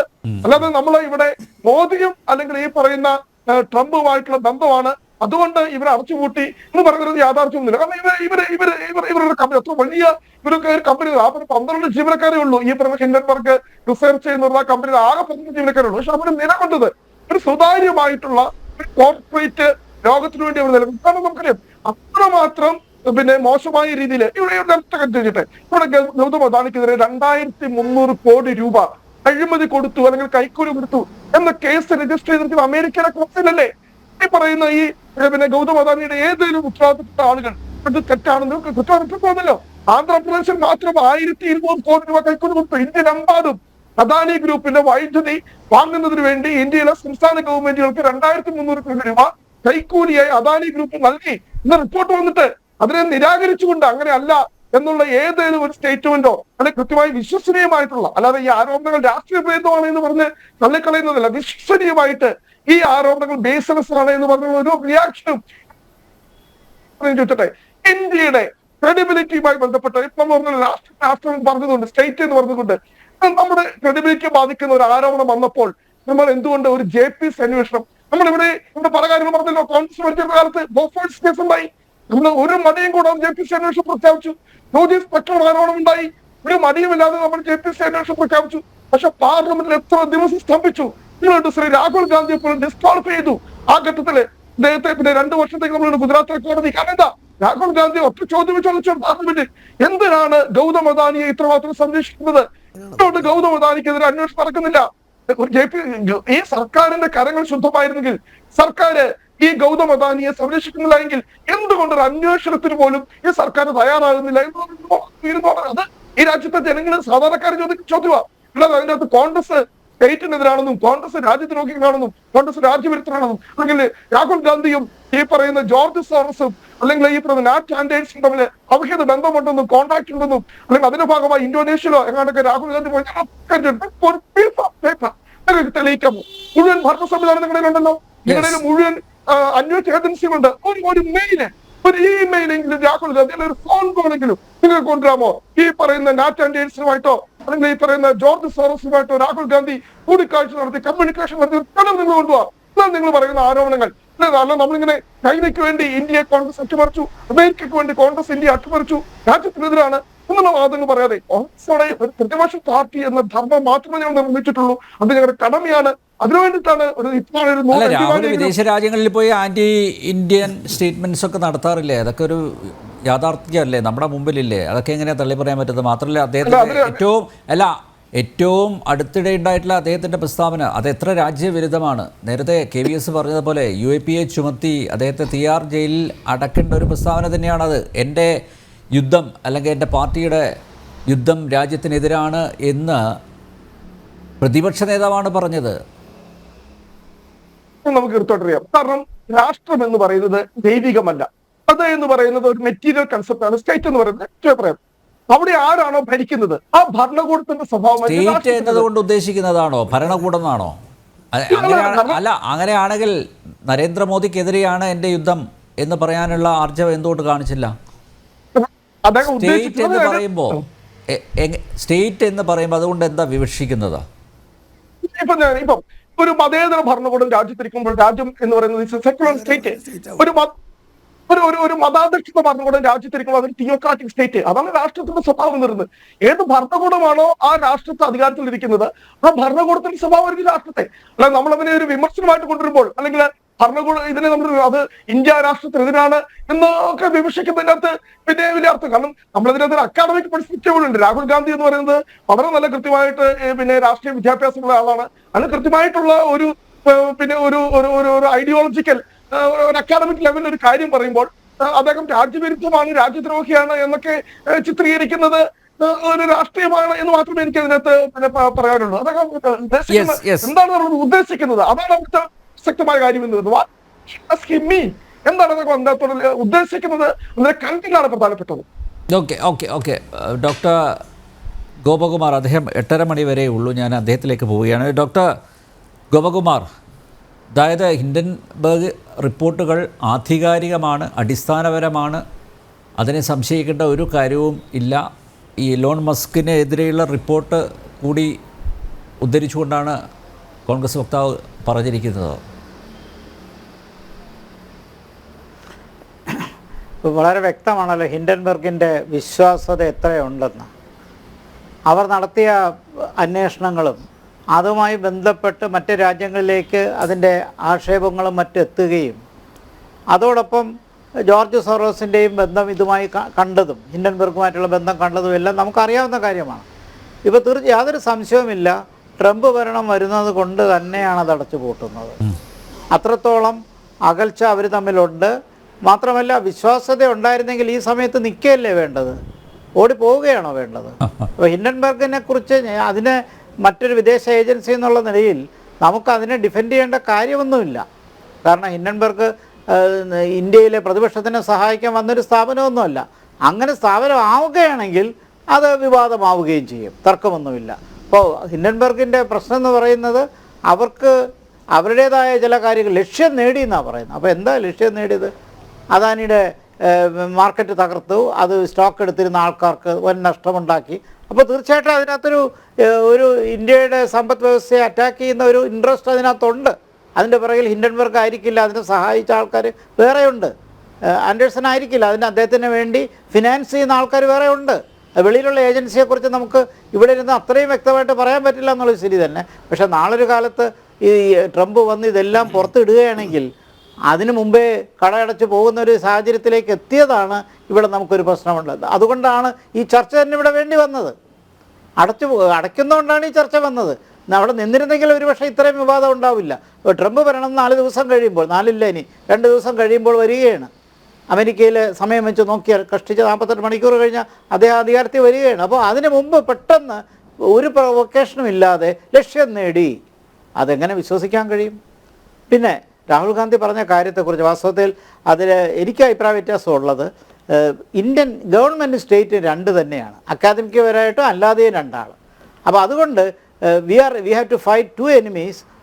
One is the BJP government, other is Indian state എന്ന് പറഞ്ഞാൽ അതിനകത്ത് അപകടമുണ്ട്. അദ്ദേഹത്തിന് അറിഞ്ഞുകൊണ്ട് പറഞ്ഞപ്പോൾ അത്രത്തോളം ഉദ്ദേശമുണ്ടോ ഇല്ലെന്നൊന്നും എനിക്ക് അറിഞ്ഞുകൂടാ. പക്ഷേ സ്റ്റേറ്റിനെതിരെ പറയാൻ പാടില്ല. ആര് ഭരിച്ചാലും ഗവൺമെൻറ് അല്ല സ്റ്റേറ്റ്. സ്റ്റേറ്റ് എന്ന് പറയുമ്പോൾ അതിന് വിശാലമായ അർത്ഥമുണ്ട്. അതിനകത്ത് ജനങ്ങളുണ്ട്, പരമാധികാരമുണ്ട്. ഗവൺമെൻറ് അതിൻ്റെ ഒരു പാർട്ട് മാത്രമേ ആവുന്നുള്ളൂ. ഭൂപ്രദേശമുണ്ട്, പിന്നെ രാജ്യത്തിൻ്റേതായ സാമ്പത്തിക, സാമൂഹിക, സാംസ്കാരിക താല്പര്യങ്ങളുണ്ട്, വിശാലമായ. അപ്പോൾ ചുരുക്കത്തിൽ രാജ്യം എന്ന് പറഞ്ഞാൽ നമ്മളെല്ലാവരും കൂടി ചേർന്നാണ്. സ്റ്റേറ്റ് എന്ന് പറഞ്ഞാൽ നമ്മളെല്ലാവരും കൂടി ചേർന്നാണ്. ഗവൺമെൻറ്റിൽ നമ്മളെല്ലാവരും ഇല്ല. അപ്പോൾ അതുകൊണ്ട് അത് തമ്മിലൊരു വേർതിരിവുണ്ട്. പക്ഷെ അദ്ദേഹം ഉപയോഗിച്ച ആ സ്റ്റേറ്റ് എന്നുള്ള പദം തീർച്ചയായിട്ടും അത് ചർച്ച ചെയ്യപ്പെടും, അത് വിവാദമാകും. അതിനൊരു ക്ലാരിഫിക്കേഷൻ വന്നില്ല എന്നുണ്ടെങ്കിൽ തീർച്ചയായിട്ടും ആ സ്റ്റേറ്റ് എന്നുള്ള കൺസെപ്റ്റിനെയോ അല്ലെങ്കിൽ അതിൻ്റെ ഒരു എംപിരിക്കൽ റിയാലിറ്റിയെ അറ്റാക്ക് ചെയ്യുമ്പോൾ തീർച്ചയായിട്ടും അതിനെ പലതരത്തിൽ വിമർശനം ഉണ്ടാകും. അതുകൊണ്ടാണ് ഈ രാജ്യദ്രോഹത്തിൻ്റെ ആക്ഷേപങ്ങളൊക്കെ അവിടെ വരുന്നത്. ഞങ്ങളൊക്കെ വായിക്കുമ്പോൾ അത് അത്ഭുതപ്പെടും. നമുക്ക് പെട്ടെന്ന് അത്ഭുതം. സ്റ്റേറ്റിന് സാധാരണ ഇത്തരം വാക്കുകൾ ഉപയോഗിക്കുന്നത്, എക്സ്ട്രീമായിട്ട് ഉപയോഗിക്കുന്നത് നമുക്കറിയാം. തീവ്രവാദികളും മാവോയിസ്റ്റുകളും അങ്ങനെയുള്ളവരാണ് ഈ സ്റ്റേറ്റിനെ കംപ്ലീറ്റ് ആയിട്ട് അറ്റാക്ക് ചെയ്യുന്നത്. അത് ഇൻസ്റ്റിറ്റ്യൂഷണൽ അറ്റാക്ക് ആണെങ്കിലും, അതല്ല ഒരു കൾച്ചറൽ അറ്റാക്ക് ആണെങ്കിലും, ഒരു സയൻറ്റിഫിക് അറ്റാക്ക് ആണെങ്കിലും സ്റ്റേറ്റിനെ പൂർണ്ണമായിട്ട് എതിർക്കുന്ന എക്സ്ട്രീം ഗ്രൂപ്പ്സാണ്. അതല്ലാതെ വ്യവസ്ഥാപിതമായി തിരഞ്ഞെടുക്കപ്പെട്ട പ്രതിപക്ഷമൊന്നുമല്ല. അപ്പോൾ അതുകൊണ്ടാണ് ആ വാക്കും ആ കൺസെപ്റ്റും ഇത്രത്തോളം വിവാദമായത്. അത് ഗവൺമെൻറ് എന്ന് പറഞ്ഞാൽ പ്രശ്നമൊന്നുമില്ല, ഭരണകൂടം എന്ന് പറഞ്ഞാലും കുഴപ്പമില്ല, റൂളിംഗ് സിസ്റ്റത്തെയാണ് അറ്റാക്ക് എന്ന് പറഞ്ഞാലും ഒരു തെറ്റുമില്ല. പക്ഷേ രാജ്യം എന്ന് പറയുമ്പോൾ അതിനകത്ത് അപകടമുണ്ട്. കാരണം നമ്മളെല്ലാവരും കൂടി ചേർന്നാണ് രാജ്യം, എല്ലാ സംസ്ഥാനങ്ങളും കൂടി ചേർന്നാണ് രാജ്യം, ഫെഡറൽ രാജ്യമാണ്. അതിൻ്റെ താല്പര്യങ്ങളും അതിൻ്റെ ഒരുപാട് കാര്യങ്ങൾ നമുക്ക് പറയാനുണ്ട്. അപ്പോൾ മൊത്തത്തിൽ ആ ടോട്ടാലിറ്റിയിലാണ് നമ്മൾ രാഷ്ട്രത്തെ കാണുന്നത്. അപ്പോൾ സ്റ്റേറ്റിൻ്റെ രാജ്യം, മലയാളത്തിൽ പറഞ്ഞാൽ രാജ്യം, രാഷ്ട്രം എന്ന് പറയുന്നതിനേക്കാൾ രാജ്യം എന്ന് പറയും. ഇപ്പോൾ രാജ്യത്തിനെതിരെ യുദ്ധം ചെയ്യുന്നു എന്നൊരു സന്ദേശം അവിടെ വരുന്നത് വലിയ അപകടകരമല്ലേ? അതുകൊണ്ടാണ് ഈ ചർച്ചയിൽ അത് ഒരു വിവാദ വിഷയമായി വന്നത്. അല്ല, ഒരു കാര്യം കൂടെ ഞാൻ ചോദിച്ചോട്ടെ. അതായത് ഇപ്പോൾ ഈ പ്രവർത്തനം നിർത്തുകയാണെന്ന് പറഞ്ഞല്ലോ, സ്ഥാപനം അടച്ചുപൂട്ടാണെന്ന് പറഞ്ഞല്ലോ, അതൊരു ഒരു ഗിമ്മിക്കായിരിക്കുമോ? ഇപ്പോൾ നോക്കൂ, താങ്കൾ നേരത്തെ പറഞ്ഞ പോലെ ഇനിയിപ്പോൾ നിഴൽ യുദ്ധം തുടരാം അല്ലേ? മറ്റ് ഏതെങ്കിലും ഒരു സ്ഥാപനം ഉണ്ടാക്കാം, ഒരു സംഘടന ഉണ്ടാക്കാം. ഹിൻഡൻബർഗ് അതൊരു കോൺട്രവേഴ്സ്യൽ ഒരു സ്ഥാപനമായിട്ട് മാറിയതിൻ്റെ പശ്ചാത്തലത്തിൽ ഒരു പക്ഷേ അവർക്ക് സ്ഥാപനമില്ലാതെ തന്നെ, താങ്കൾ നേരത്തെ അത് ചൂണ്ടിക്കാണിക്കുകയും ചെയ്തു. അപ്പോൾ അതൊരു ഗിമ്മിക്കായിട്ട് മാത്രമല്ലേ കാണാൻ പറ്റുകയുള്ളൂ. ഇപ്പോൾ പ്രത്യക്ഷത്തിൽ ഇങ്ങനെ ഒരു സ്ഥാപനമായിട്ട് മുന്നോട്ട് പോയി കഴിഞ്ഞാൽ എന്തായാലും തിരിച്ചടി ഉണ്ടാകും എന്ന് റിയലൈസ് ചെയ്യുന്നു. അങ്ങനെ ഒരു ബോധ്യം ഹിൻഡൻബർഗിന് ഉണ്ട്. അതിൻ്റെ ഒരു പശ്ചാത്തലത്തിലായിരിക്കുമോ അദ്ദേഹം പറഞ്ഞത്? ഇത് ആളെ കബളിപ്പിക്കാനുള്ള ഒരു സ്റ്റേറ്റ്മെൻറ്റ് തന്നെ ആയിരിക്കുമോ? അതെ, നിയമപരമായ നടപടികൾ ട്രംപിൽ നിന്ന് വരാനുള്ള എല്ലാ സാധ്യതയുമുണ്ട്. കാരണം അത് ഇന്ത്യയുടെ കാര്യത്തിലല്ല, മറ്റ് സ്ഥാപനങ്ങളെ ആക്ഷേപിച്ച് പറഞ്ഞ കാര്യങ്ങളും അതിനെന്തായാലും അതിനകത്തൊരു റിയാക്ഷൻ വരും. ട്രംപിൻ്റേതായൊരു നടപടി ഉണ്ടാകാനുള്ള സാധ്യതയുണ്ട്. പക്ഷേ അതുകൊണ്ട് ഇത് അലിഞ്ഞു പോവുകയില്ല. ഞങ്ങളുടെ ലക്ഷ്യം നേടി ഞങ്ങൾ എങ്ങോട്ട് പോകുന്ന വിശ്വാസത്തിലില്ല. അത് വിശ്വസിക്കാൻ പറ്റുന്ന ഹിൻഡൻബർഗ് തീർച്ചയായിട്ടും അവരുടെ അനുയായികളോ അല്ലെങ്കിൽ മറ്റാൾക്കാരോ അത് വേറെ രീതിയിൽ അത് കൊണ്ടുപോവുകയും, കാരണം അത് ഡീപ്പ് സ്റ്റേറ്റിൻ്റെ ഭാഗമാണ്, യാതൊരു സംശയവുമില്ല. ഇപ്പോൾ ഡീപ്പ് സ്റ്റേറ്റ് ഉണ്ടാക്കുന്ന പ്രശ്നങ്ങൾ പല രാജ്യങ്ങളിൽ അത് വലിയ വിഷയമാണ്. അമേരിക്ക ലോകത്തിലെ ഏറ്റവും ശക്തമായ ജനാധിപത്യമാണെങ്കിലും അവിടെയും ഡീപ്പ് സ്റ്റേറ്റ് ഉണ്ട് എന്നുള്ളതാണ്.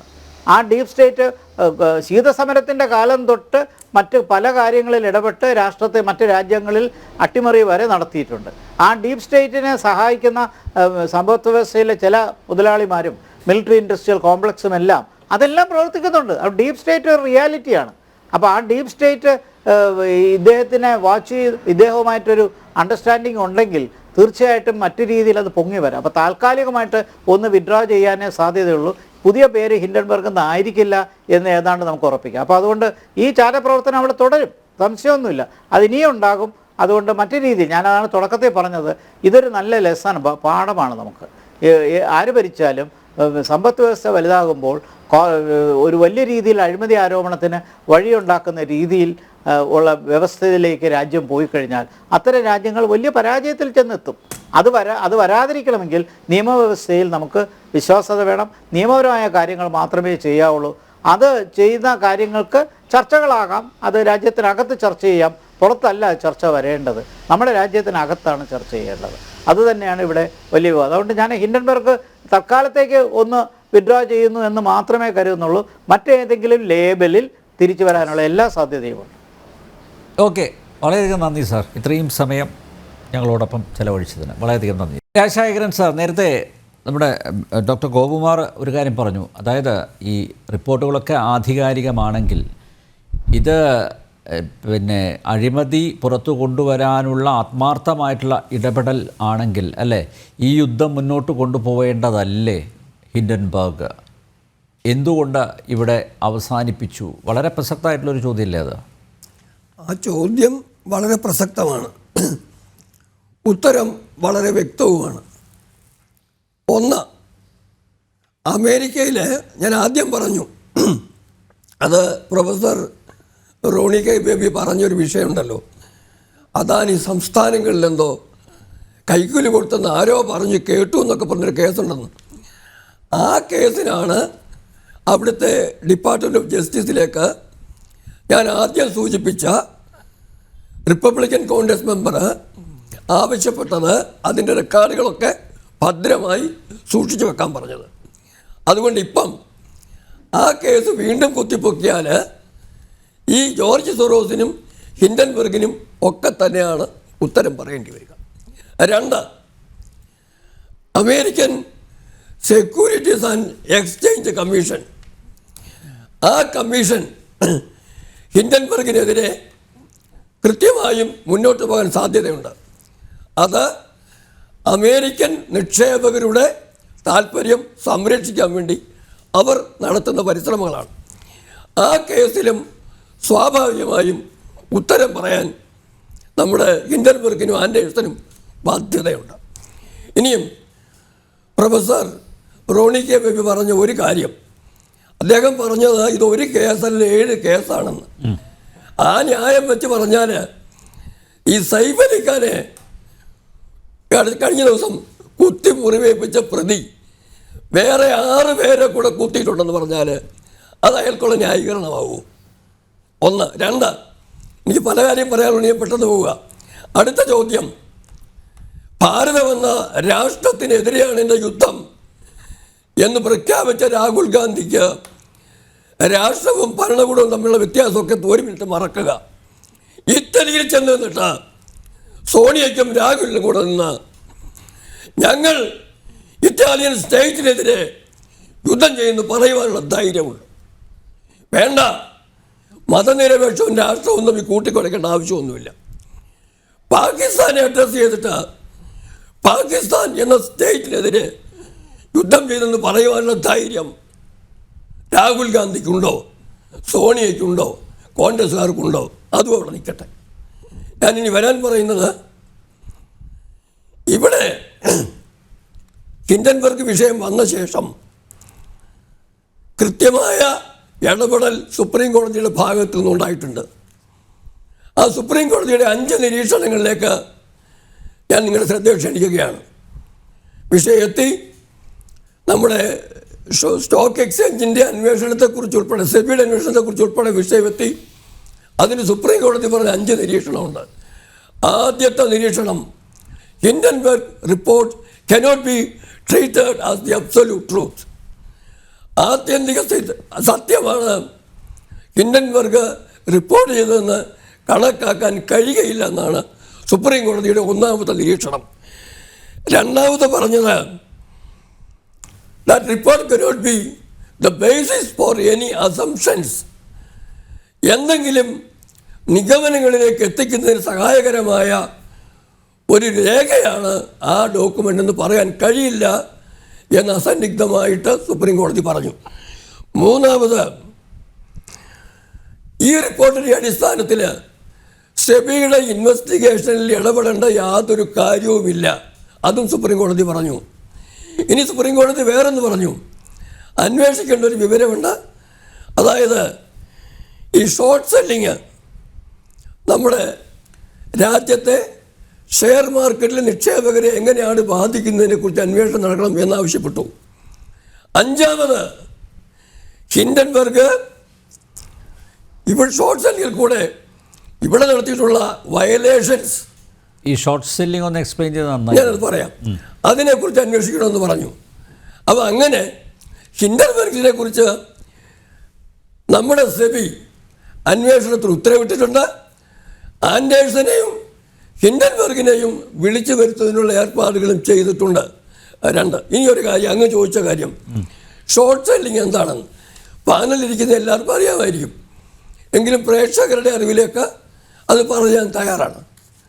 ഷോർട്ട് സെല്ലിംഗ് എന്ന് പറഞ്ഞാൽ അത് ഷെയർ മാർക്കറ്റിലെ ഒരു അക്സെപ്റ്റഡ് ബിസിനസ് പ്രാക്ടീസാണ്. കുറ്റമൊന്നും പറയാനില്ല. എന്താണെന്ന് പറഞ്ഞാൽ വില കുറയാൻ സാധ്യതയുണ്ട് എന്ന് കാണുന്ന ഷെയർ മേടിക്കുന്നത് കടമായിട്ടാണ്, വില കൊടുത്തല്ല മേടിക്കുന്നത്. അത് മേടിച്ചിട്ട് അത് ഉടനെ തന്നെ വിൽക്കുക. വിറ്റ ശേഷം വില കുറയുമ്പം അത് തിരിച്ചു വാങ്ങിച്ചിട്ട് ആദ്യം മേടിച്ച ആളിന് തിരിച്ചു കൊടുക്കുക. ഉദാഹരണം കൂടെ പറയാം. ഞാനൊരു സ്വർണ്ണപ്പണിക്കാരനാണെന്ന് കരുതുക. സ്വർണത്തിൻ്റെ വില ഇടിഞ്ഞു പോകാൻ സാധ്യതയുണ്ടെന്ന് ഞാൻ മനസ്സിലാക്കുന്നു.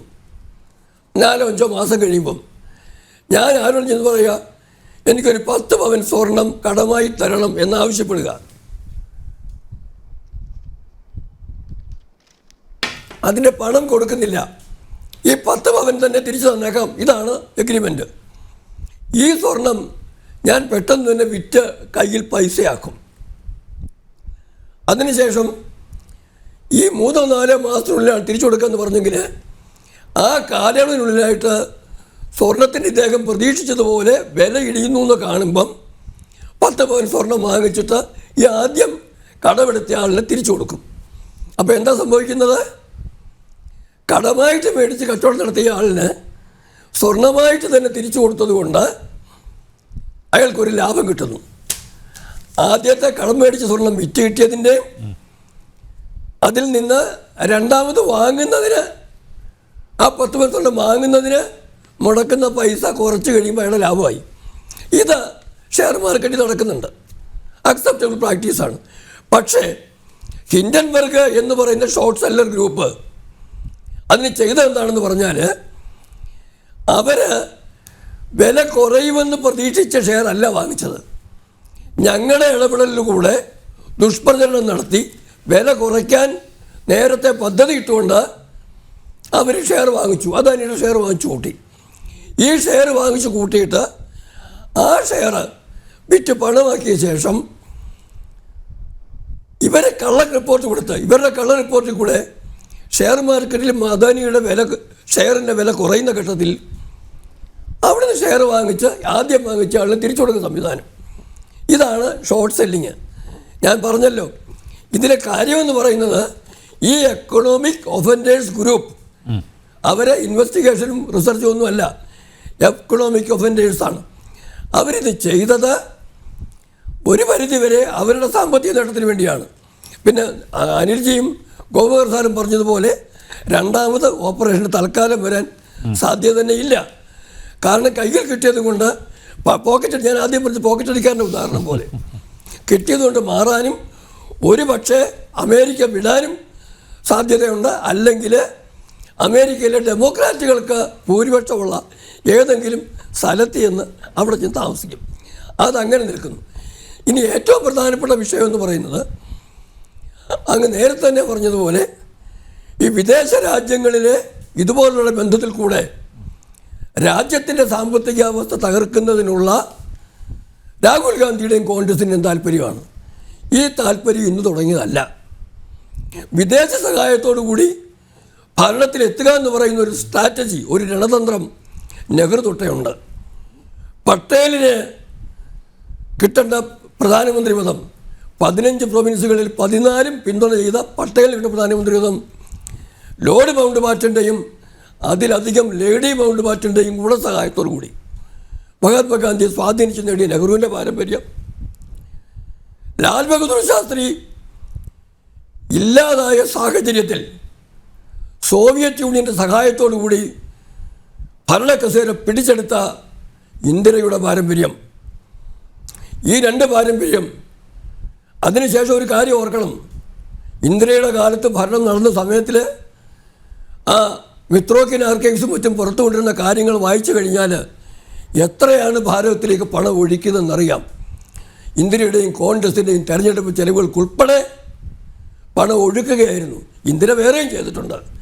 കേരളത്തിൽ വിമോചന സമരത്തിൽ 1959 മൊയ്നി ഖാൻ, പിന്നീട് അമേരിക്കയുടെ അംബാസഡർ എന്ന് മൊയ്നി ഖാൻ സാക്ഷ്യപ്പെടുത്തി അദ്ദേഹത്തിൻ്റെ ആത്മകഥയിൽ എഴുതിയിട്ടുണ്ട്, വിമോചന സമരത്തിന് വേണ്ടി ഇന്ദിരാഗാന്ധിക്ക് ഫണ്ട് കൊടുത്ത കാര്യം. ഇന്ദിരാഗാന്ധി സോവിയറ്റ് യൂണിയൻ വാങ്ങിച്ചു, സോവിയറ്റ് യൂണിയനോട് ബന്ധത്തിലും പണം വാങ്ങി. പിന്നെ രാജീവ് ഗാന്ധി വന്നു. രാജീവ് ഗാന്ധിയുടെ കാര്യം കൃത്യമായി അന്വേഷിച്ചു പോയാൽ രാജീവ് ഗാന്ധി ഇന്ത്യൻ പ്രധാനമന്ത്രി ആയതിൻ്റെയും ഇന്ദിരയുടെ മരണത്തിൻ്റെ പിന്നിലും കൃത്യമായും വിദേശ ഹസ്തങ്ങളുടെ സ്വാധീനം, ആ ഖാലിസ്ഥാനികളെ സഹായിച്ച വിദേശ ഹസ്തങ്ങളുടെ സ്വാധീനം ഉണ്ടായിരുന്നുവെന്ന് കൃത്യമായി നമുക്ക് മനസ്സിലാക്കാൻ കഴിയും. ഒരു കാര്യം കൂടി മാത്രം ഞാൻ ഓർപ്പിക്കാം.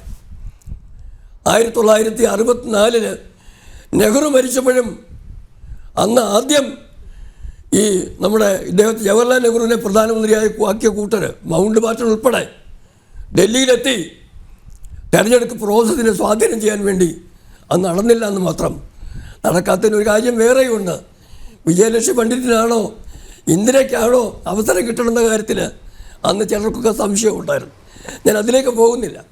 ഞാൻ പറഞ്ഞു വരുന്നത്, കൃത്യമായ അജണ്ട, വിദേശ സഹായം സ്വീകരിക്കുക എന്ന അജണ്ട ഒരു ഭാഗത്ത്, ഇവരിൽ കൂടെ ഭാരതത്തിൻ്റെ ആന്തരിക കാര്യങ്ങളിൽ ഇടപെടുക എന്നുള്ള താല്പര്യം വിദേശ രാജ്യങ്ങൾക്കും അമേരിക്കയ്ക്കും ചൈനയ്ക്കും പാകിസ്ഥാനും, ഇതെല്ലാം ഉള്ളൊരു സാഹചര്യത്തിലാണ് നമ്മൾ രാഹുലെ പോലെ ആൾ എല്ലാം കൈവിട്ട് പോയി എന്ന് മനസ്സിലാക്കിയ അന്തരീക്ഷത്തിൽ, ജോ ബൈഡൻ പോയി ട്രംപ് വന്നു എന്നൊക്കെ മനസ്സിലാക്കിയ സാഹചര്യത്തിൽ രാഹുൽ ഗാന്ധിയെ പോലെ ഒരാൾ ഞാൻ പറഞ്ഞ രഹസ്യ സന്ദർശനങ്ങൾക്ക് പോവുകയും നിവർത്തികെട്ട അവസാനം എൻ്റെ പോരാട്ടം ഭാരതത്തിനെതിരെയാണെന്ന് പറയുകയും ചെയ്യുന്നതാണ് വസ്തുത. ഈ വസ്തുതകളിൽ നിന്നും ഒളിച്ചോടിയിട്ട് ഒരു കാര്യവുമില്ല. ജോർജ് സോരോസിനെയും ഹിൻഡൻബർഗിനെയും ഇസ്ലാമിക തീവ്രവാദികളെയും ചൈനീസ് കമ്മ്യൂണിസ്റ്റുകളുടെയും ഒക്കെ പിന്തുണയോടുകൂടി ഭാരതത്തെ അങ്ങ് പിടിച്ചെടുക്കാം എന്ന് കരുതുന്നുണ്ടെങ്കിൽ അവരെ പിന്തുണയ്ക്കുന്ന രാജ്യത്തിനുള്ളിലുള്ളവരുടെ സഹായം കൂടി കിട്ടുന്നത് കൊണ്ട് 2029 നമുക്ക് അധികാരത്തിൽ വരാമെന്ന് ആരെങ്കിലും കരുതുന്നുണ്ടെങ്കിൽ അവർ വിഡ്ഢികളുടെ സ്വർഗത്തിലാണെന്ന് മാത്രമേ ഞാൻ പറയാൻ ആഗ്രഹിക്കുന്നു. കെ വി എസ്, മാരീജന്മാർ ഇനിയും പുനരവതരിക്കും. ഇപ്പോൾ നേരത്തെ നമ്മുടെ ഗോകുമാർ സാർ പറഞ്ഞതുപോലെ ഇപ്പോൾ നിയമപരമായിട്ടുള്ള ഇടപെടലുകൾ ഉണ്ടാവണം. ഇത്തരം ദേശവിരുദ്ധ ശക്തികളെ പൂട്ടാൻ അല്ലെങ്കിൽ ഇത്തരം ദേശവിരുദ്ധ ശക്തികളെ തുറന്നു കാട്ടാനുള്ള നിയമപരമായിട്ടുള്ള ഇടപെടൽ അത് എത്രത്തോളം ഭരണകൂടത്തിൻ്റെ ഭാഗത്തു നിന്ന് ഉണ്ടാവുന്നുണ്ട്? കാരണം നിരന്തരം ഇത്തരം ദേശവിരുദ്ധ പരാമർശങ്ങൾ പ്രതിപക്ഷ നേതാവിൻ്റെ ഭാഗത്തു നിന്ന് തന്നെ ഉണ്ടാവുന്നു.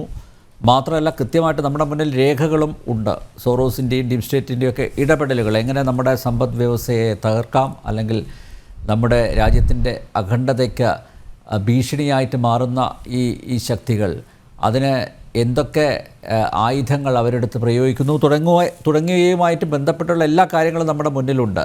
അപ്പോൾ ഈ തെറ്റുകൾ ആവർത്തിക്കാതിരിക്കാനുള്ള വളരെ ശക്തമായ ഇടപെടൽ ഭരണകൂടത്തിൻ്റെ ഭാഗത്തുനിന്ന് ഉണ്ടാവേണ്ട സമയം അതിക്രമിച്ചില്ല. ഇപ്പോൾ കഴിഞ്ഞ ദിവസം ഇതുമായി ബന്ധപ്പെട്ട ഒരു ചർച്ചയിൽ കോൺഗ്രസിൻ്റെ വക്താവ് ചോദിച്ച അങ്ങനെയാണ്, ഈ സോറോസിനെതിരെ എന്തെങ്കിലും ഒരു കേസ് ഇവിടെ ഉണ്ടോ, അല്ലെങ്കിൽ ഭാരതം അതേതെങ്കിലും ഒരു പ്ലാറ്റ്ഫോമിൽ അങ്ങനെ ഒരു കൺസേൺ അവതരിപ്പിച്ചിട്ടുണ്ടോ എന്നുള്ളതാണ് ചോദ്യം. അപ്പോൾ അത്തരം തെറ്റായ വ്യാഖ്യാനങ്ങൾക്ക് ഇട നൽകാതെ ഏത് രീതിയിൽ നിയമപരമായിട്ടുള്ള ഇടപെടലുകൾ മുന്നോട്ട് കൊണ്ടുപോകണം?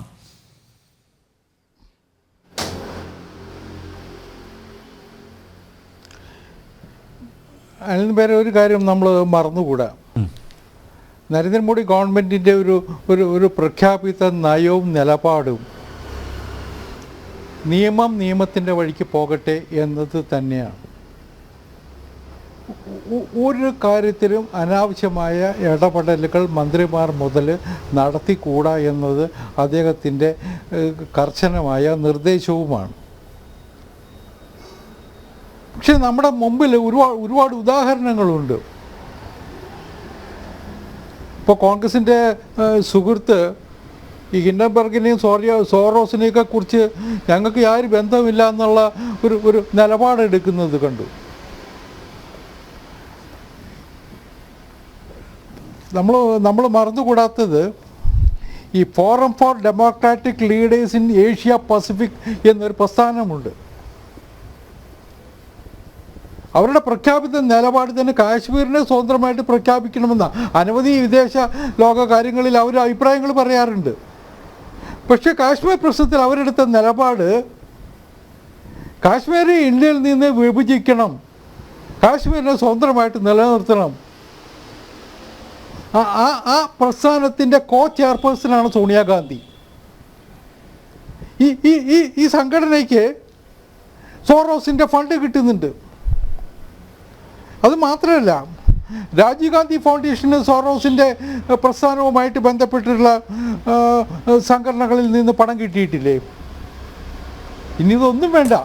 രാഹുൽ ഗാന്ധി അടുത്തിടെ നടത്തിയ ഭാരത് ജോഡോ യാത്രയുണ്ടല്ലോ, അതിൽ സലിൽ ഷെട്ടി എന്ന് പറയുന്ന OSFൻ്റെ സോറോസിൻ്റെ സംഘടനയായ OSFൻ്റെ വൈസ് പ്രസിഡന്റ് കൂടെ ഉണ്ടായിരുന്നു.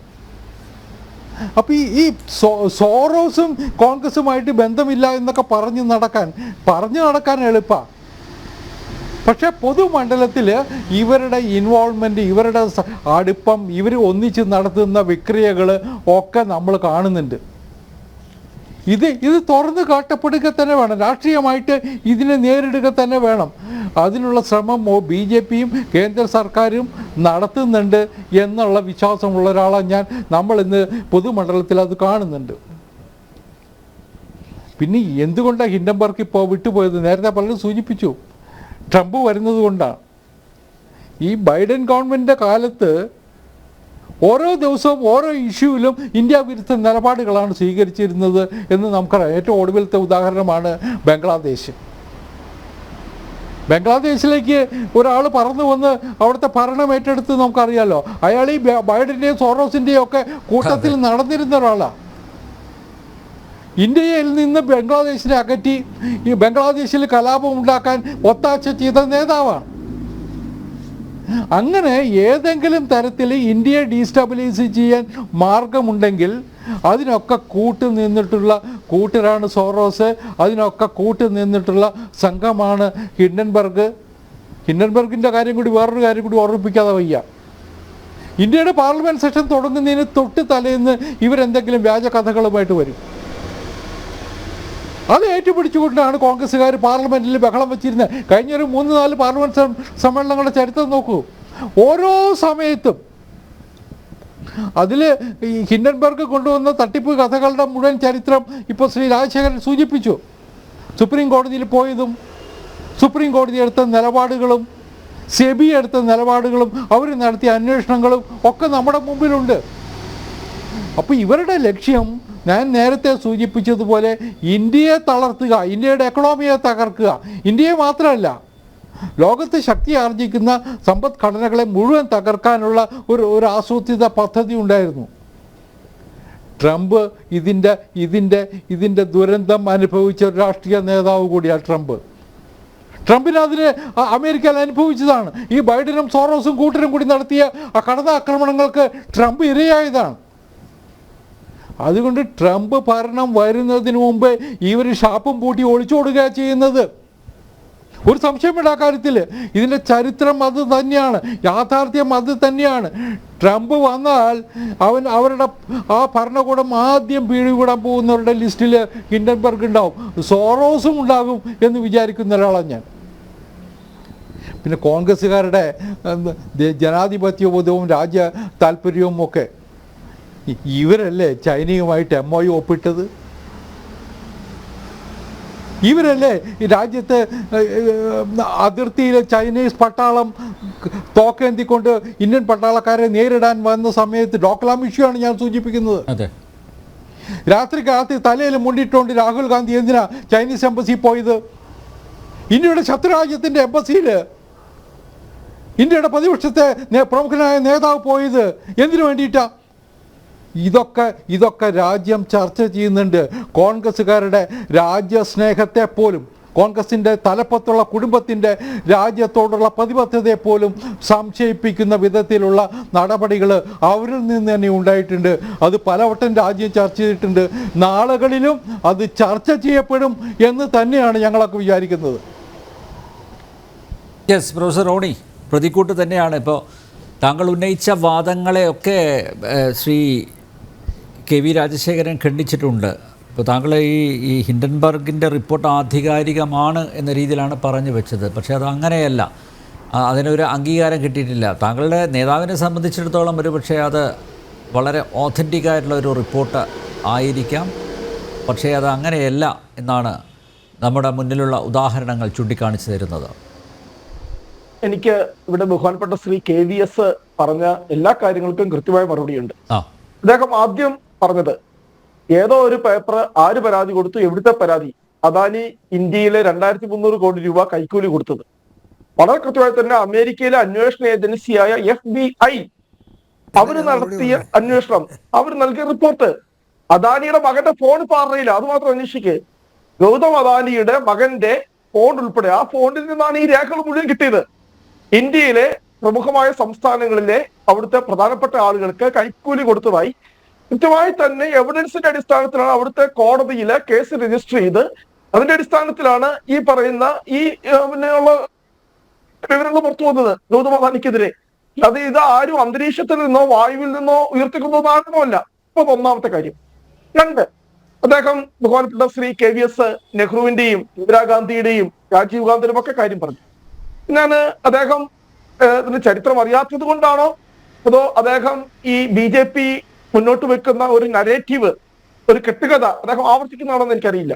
നെഹ്റു പ്രധാനമന്ത്രി സ്ഥാനത്തേക്ക് വന്നത് അദ്ദേഹം അവിടെ മൗണ്ട് ബാറ്റന്റെയും ലോർഡ് മൗണ്ട് ബാറ്റന്റെയും ലേഡി മൗണ്ട് ബാറ്റന്റെയും ഒക്കെ സ്വാധീനം പറഞ്ഞു. പക്ഷെ 1946 അവിടെ കോൺഗ്രസിന്റെ പ്രസിഡന്റായി നെഹ്റു വരുന്നു. കോൺഗ്രസ് പ്രസിഡന്റ് ആകുന്ന ആളാണ് കെയർടേക്കർ സർക്കാരിന്റെ പ്രധാനമന്ത്രി.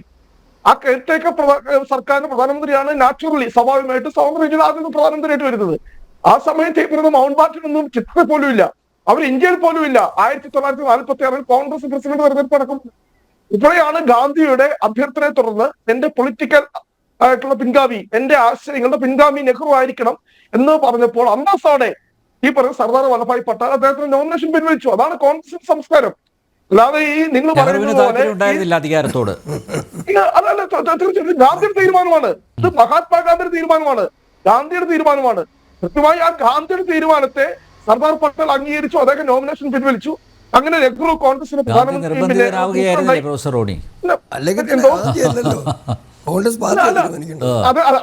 അത് പാർട്ടിക്ക് അകത്തോട് ഞാൻ ഒറ്റ കാര്യം ചോദിച്ചോട്ടെ. ഇവിടെ സുഭാഷ് ചന്ദ്രബോസ് ഗാന്ധിയുടെ സ്വന്തം സ്ഥാനാർത്ഥിയെ തോൽപ്പിച്ച് കോൺഗ്രസിന്റെ പ്രസിഡന്റായി. എന്താ സുഭാഷ് ചന്ദ്രബോസ് ചെയ്തത്? അന്തസ്സായി. ഗാന്ധി ഇല്ലാത്ത കോൺഗ്രസ് വർക്കിംഗ് കമ്മിറ്റിയിൽ ഞാൻ അതിനെ സുഭാഷ് ചന്ദ്ര വെറുതെ ചരിത്രം പറയാം.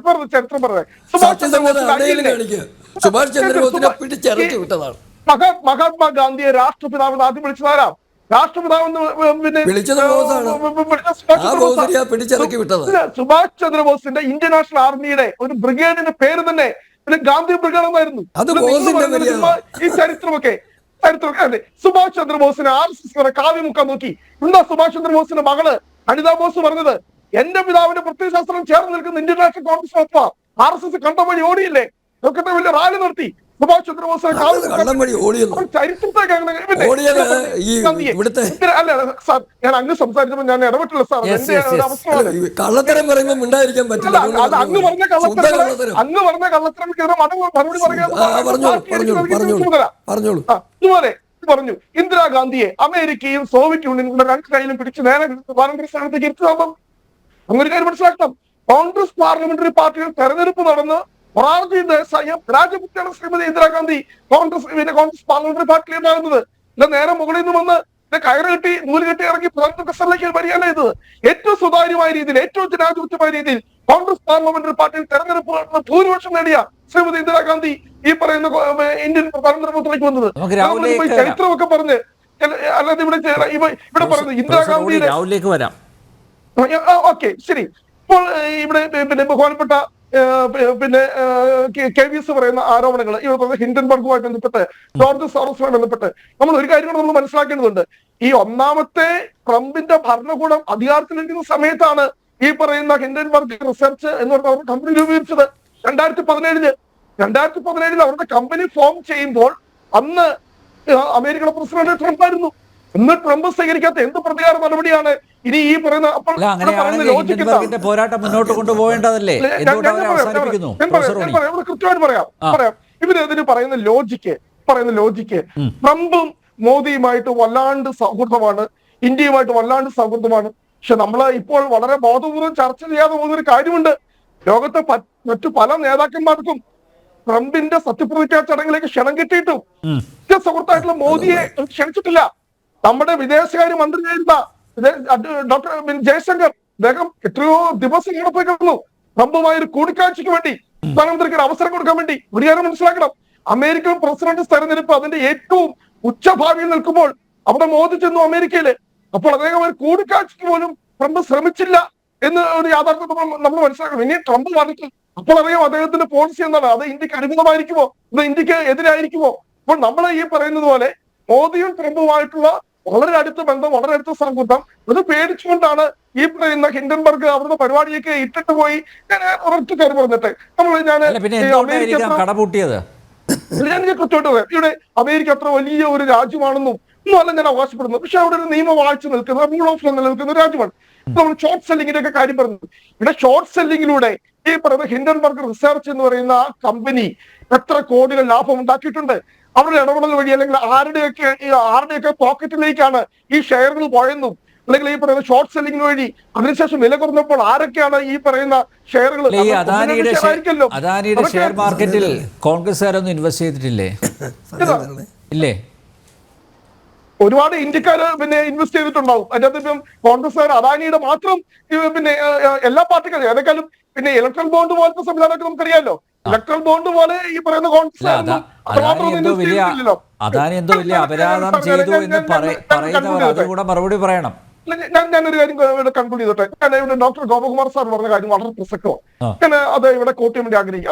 അദ്ദേഹത്തിന്റെ സംഭാഷണത്തിൽ അവസാനം എന്താ പറഞ്ഞത്, ഒരു രാജ്യത്തിന്റെ സമ്പദ് വ്യവസ്ഥ വളർന്നുകൊണ്ടിരിക്കുമ്പോൾ സ്വാഭാവികമായിട്ട് ഇതുപോലെയുള്ള ഇല്ലീഗലായിട്ടുള്ള നിയമവിരുദ്ധമായിട്ടുള്ള ഒരുപാട് ഇടപെടലുകൾ, ഒരുപാട് പ്രവർത്തനങ്ങൾ ഉണ്ടാവും. ആ പ്രവർത്തനങ്ങളെ കൃത്യമായി വാച്ച് ചെയ്യുവാനും നിരീക്ഷിക്കുവാനും നിയമപരമായ സംവിധാനങ്ങൾ ഉണ്ടാക്കുവാനും അവിടുത്തെ ഭരണകൂടം തയ്യാറാണ്. പറഞ്ഞു റഫാലിനെ കോൺഗ്രസ് എതിർത്തു, ഞങ്ങൾ രാജ്യദ്രോഹികളാണ്. എന്തിനു പേരിലാണ് റഫാലിനെ ഞങ്ങൾ എതിർത്തത്? ഞങ്ങളുടെ കാലത്ത് ഒപ്പുവെച്ച റഫാല് ഇന്ന് അതിന്റെ ഇത് പറയുന്നത് നാഷണൽ എയറോനോട്ടിക്കൽ ലിമിറ്റഡിനായിരുന്നു അതിന്റെ പൂർണ്ണ ഉത്തരവാദിത്വം എന്ന് പറയുന്നത്. പക്ഷെ മോദി ഗവൺമെന്റ് അധികാരത്തിൽ വന്നു. ഈ പറയുന്ന നാഷണൽ എയറോനോട്ടിക്കൽ ലിമിറ്റഡ് എന്ന് പറയുന്ന കേന്ദ്ര ഗവൺമെന്റ് സ്ഥാപനത്തെ, പൊതുമേഖലാ സ്ഥാപനത്തെ കാറ്റിൽ പറത്തിക്കൊണ്ട് അനിൽ അംബാനി എന്ന് പറയുന്ന ആളുടെ കടലാസ് കമ്പനിക്ക് ഇതുമായി ബന്ധപ്പെട്ട കരാറുകൾ ഞങ്ങൾ എതിർത്തു. അതുതന്നെയാണ് ഇവിടെ ഡോക്ടർ ഗോപകുമാർ വളരെ വ്യക്തമായി പറയുന്നത്. കാരണം രാജ്യ സാമ്പത്തികമായി വളരുമ്പോൾ ഇതുപോലെയുള്ള അവിഹിതമായ ഇടപാടുകളുമായി, ഇതുപോലെയുള്ള ഇല്ലീഗലായിട്ടുള്ള ഇടപാടുകളുമായി, ഡീപ് സ്റ്റേറ്റ് ഇടപാടുകളുമായി, ഇതുപോലെയുള്ള പിന്നെ കോർപ്പറേറ്റുകൾ അവർക്ക് ഒന്നും, അവർക്ക് നിയമമൊന്നും ബാധകമല്ല. രാഹുലിന്റെ കൈകൾ ശുദ്ധമാണോ പ്രൊഫസർ റോണി? രാഹുലിന്റെ കൈകൾ ശുദ്ധമാണോ? രാഹുലിന്റെ കാര്യങ്ങൾ ശുദ്ധമല്ലെങ്കിൽ നിങ്ങളുടെ ഭരണ സംവിധാനം എവിടെ? നിങ്ങൾക്ക് രാഹുലിനെ നിശബ്ദമാക്കേണ്ട എത്രയോ അവസരമുണ്ടായി. ഇവിടെ പോയി ഈ പറഞ്ഞ നാഷണൽ ഹെറാൾഡ് കേസ് എവിടെ പോയി? നിങ്ങൾ രാഹുൽ ഗാന്ധിയെ ഗുജറാത്തിലെ നിങ്ങളുടെ 3 കോടതികൾ ഗുജറാത്തിലെ നിങ്ങളുടെ ഞാൻ പറയുന്നില്ല, ഗുജറാത്തിലെ 3 കോടതികൾ രാഹുൽ ഗാന്ധിയെ ഡിസ്ക്വാളിഫൈ ചെയ്തു, അതിന് അംഗീകാരം കൊടുത്തു. സുപ്രീം കോടതി അത് വലിച്ചു കയറി പിന്നെ എടുത്തില്ലേ? രാഹുൽ ഗാന്ധിയോ കോൺഗ്രസോ നിങ്ങൾ ഞങ്ങളുടെ അക്കൗണ്ടുകൾ മുഴുവൻ ഫ്രീസ് ചെയ്തു. ഞങ്ങൾക്ക് തെരഞ്ഞെടുപ്പിൽ പ്രചരണം നടത്താൻ വേണ്ടി 1 രൂപ പോലും ഞങ്ങൾക്കില്ലായിരുന്നു. അവസാനം ഞങ്ങൾക്ക് ഈ രാജ്യത്തെ നീതിപീഠം ഇവിടെ ഒറ്റ കാര്യം പറഞ്ഞോട്ടെ, ഇവിടെ ഈ ഹിൻഡൻബർഗ് റിപ്പോർട്ടുമായിട്ട് പറഞ്ഞു സുപ്രീം കോടതിയാണ് നടപടി സ്വീകരിക്കേണ്ടത്. ഇവിടെ സ്വീകരിക്കേണ്ടത് ഒരു ഭരണമല്ലേ, ഇവിടെ ഒരു സർക്കാരില്ലേ? എവിടെ പോയി സെബി? ഇവിടെ പറയുന്നു ഈ 2 വർഷമായി, അത് മാത്രം പറ, 2 വർഷമായി സെബി എന്തിനാണ് ഹിൻഡൻബർഗ് റിപ്പോർട്ടുമായി ബന്ധപ്പെട്ട റിപ്പോർട്ട് സുപ്രീം കോടതി കൊടുത്ത 2 മാസമാണ്. ഇപ്പോൾ 2 വർഷം